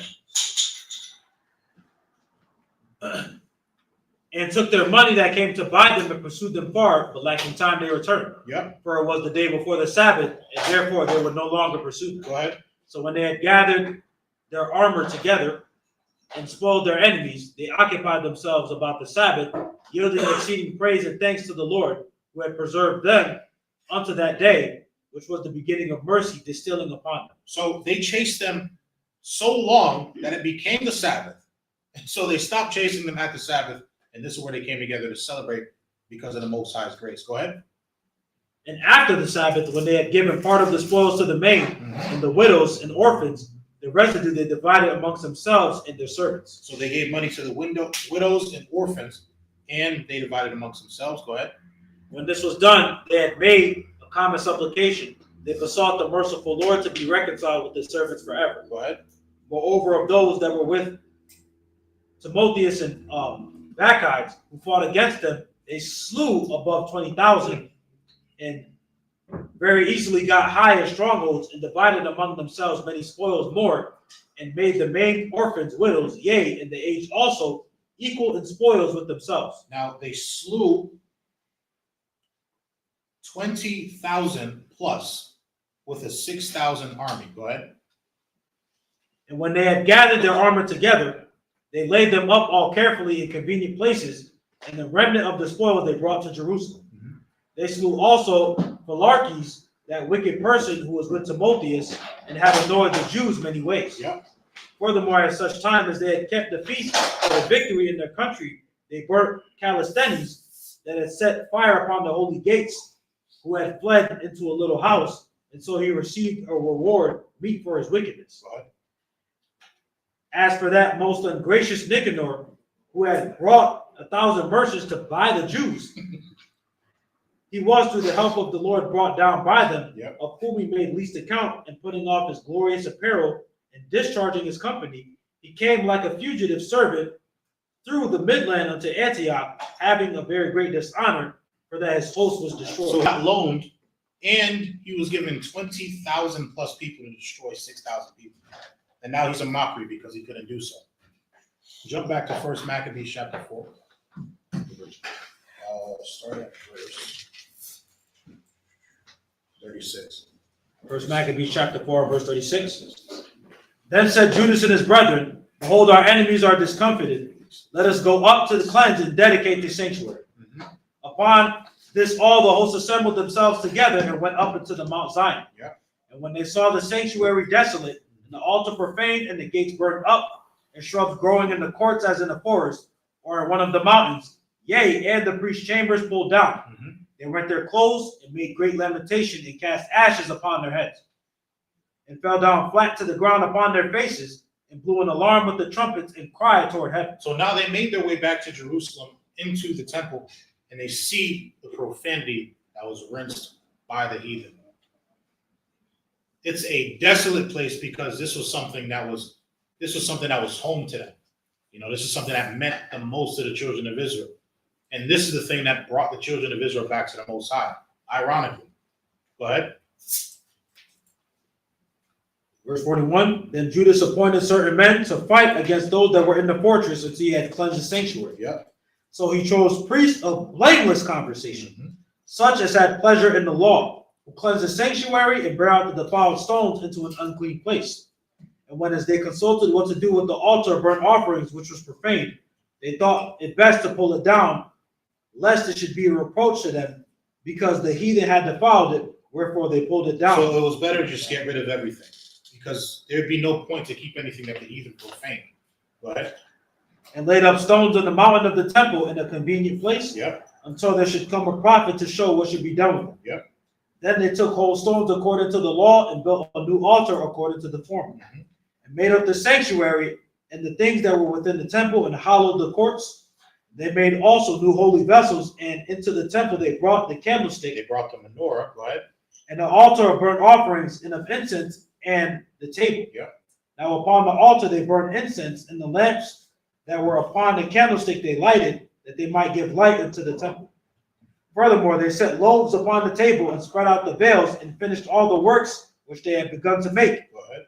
Now on the 25th day of the 9th month, which is called the month Caslu, in the 148th year, they rose up betimes in the morning and offered sacrifice according to the law upon the new altar of burnt offerings which they had made. So now they rebuilt this temple that had been destroyed. They built this from scratch at this point. And now they're making altars, and now they're making sacrifices to the Lord for supplication. Go ahead. Look at what time and what day the heathen had profaned it. Even in that it was dedicated with songs and citherns and harps and cymbals. So at the same time, the heathen profaned the temple. In the same manner, they celebrated taking it back. Go ahead. Verse 55, then all the people fell upon their faces, worshiping and praising the God of heaven, who had given them good success. Yeah. And so they kept the dedication of the altar 8 days, and offered burnt offerings with gladness, and sacrificed the sacrifice of deliverance and praise. They decked also the forefront of the temple with crowns of gold and with shields, Yeah. and the gates and the chambers they renewed, and hanged doors upon them. Thus was there very great gladness among the people, for that the reproach of the heathen was put away. Yeah. Moreover, Judas and his brethren, with the whole congregation of Israel, ordained that the days of dedication of the altar should be kept in their season from year to year by the space of 8 days, Yeah. from the 25th day of the month Caslu, with mirth and gladness. And at the time they also built up the Mount Zion with high walls and strong towers round about, lest the Gentiles should come and tread it down as they had done before. Yeah. And they set there a garrison to keep it, and fortified Bethsura to preserve it, that the people might have a defense against Idumea. So this was the entire portion of my lesson, but the rededicating of the temple in this manner should be applied in everyone's personal lives. Because there is a place of comfort, there's a place of sanctuary, there's a place of hope that everybody has in their life that they should rededicate. Now, obviously, we come together and gather here because we teach the word here, which is why we're supposed to rededicate this place in the same manner. But you're supposed to do so in your own lives as well, because this isn't just a representation of the temple in Jerusalem. You're also the temple. You are also the church of the Most High. You know, so the importance of what we're going into, you know, affects your everyday life because you're supposed to rededicate yourself.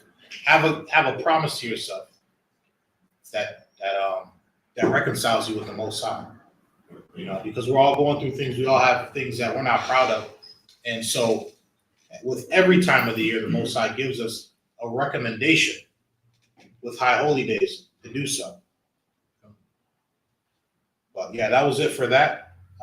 If there's any questions, if you want to add something, Panah.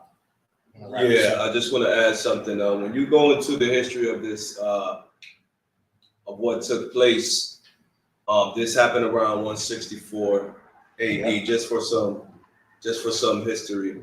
But it's very important to know this history because a lot of people mock this movement as if it's something that's brand new that came up. They don't understand the prophecies of the Bible, where the Lord said He was going to pour His Spirit upon the offspring of Israel again, where it was a people through torment, like we read about the priests. Eleazar went into torment. Those 7 brothers that was tormented for not eating pork. Yep. Our ancestors were forced pork here, forced to celebrate holidays. Yeah, that our people celebrated yesterday, like Thanksgiving, which was a brutal holiday. But our people still willfully go celebrate this thing, not understanding you got nuclear missiles pointed to your head because of traditions like this, where the Most High is going to burn this place with fire, the scriptures say, because the only way this place could be cleansed is by the blood of the people who shed the blood of our people here. And then you got them eating cranberry sauce and turkey stuck in their teeth. No different than when me and Kwan was building yesterday in Numbers 11, that promiscuous multitude that wanted to go back into Egypt. They wanted to eat particular foods. The Most High said, no, I'm feeding you manna from heaven. This right here is manna from heaven. That's keeping us where we need to go in the direction. We get daily bread every day from as long as we stay committed and faithful to the Lord. Some of our people want to go back into the ways of the heathen, you know, and it's like pulling our people's teeth. But we know it's only going to be a remnant that's going to survive this. 100%. And you're a peculiar people, the Bible says. You're a rare breed of men and women who are willing to see the Most High's temple be established again on the earth. Because Christ, for damn sure, is going to rebuild the Father's temple. When you read the book of Zechariah, chapter 6, and He said, "The place of my feet will be glorious," and we're gonna reinstitute the ordinances. We're gonna reinstitute sacrifices. It reinstitute Passover, the Most High's holy days, and this holy day is not necessarily written in the law, but it's a memorial. And one of the greatest rituals of the Feast of Hanukkah, which is dedication, the Feast of Lights, right, is the menorah. We see the Romans on the Ark of Titus. They took, when you go into Rome, that Romans in 70 AD took the menorah back out, right, of the temple. But we know what the 7 lights represent. 7 lights represent the wisdoms of the churches. The candlestick in the middle, just showing you a little bit of history, represents Hamashiach YHWH. The two on the outside represent the archangels, and the 2 all the way to the outside represent Israel and Judah, right? But you have the almond knops, which represent, when you look at this, see the almond knops at the top? We went into what the almonds represent, the elect, in other places before, but they represent eternal life. They called that the eternal fire. The priest had to always keep that burning. All day, all night, that had to remain burning. The oil had to be renewed. Just like your car gets an oil change.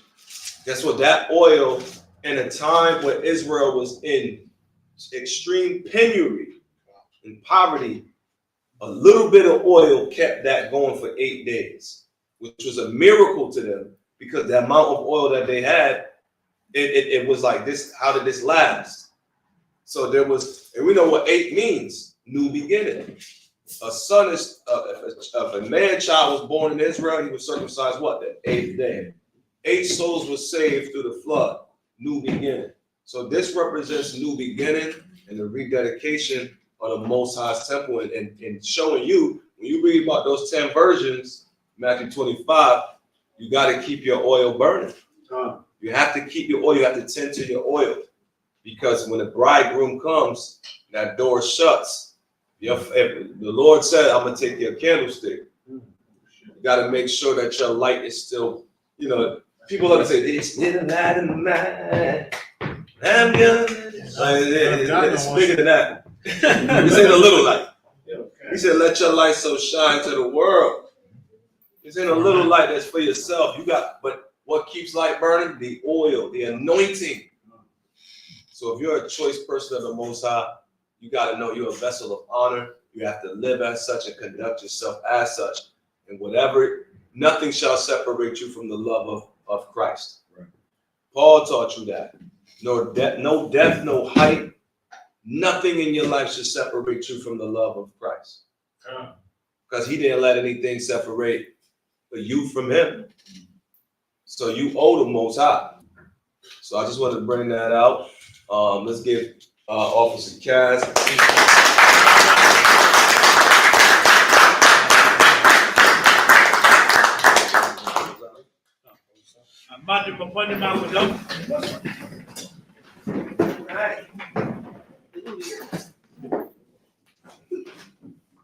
This is Psalm chapter 119. This is none. Thy word is a lamp unto my feet and a light unto my path. I have sworn and I will perform it, that I will keep thy righteous judgments. I am afflicted very much. Quicken me, O Yahweh, according to thy word. Accept, I beseech thee, the freewill offerings of my mouth, O Yahweh, and teach me thy judgments. My soul is continually in my hand, yet do I not forget thy law.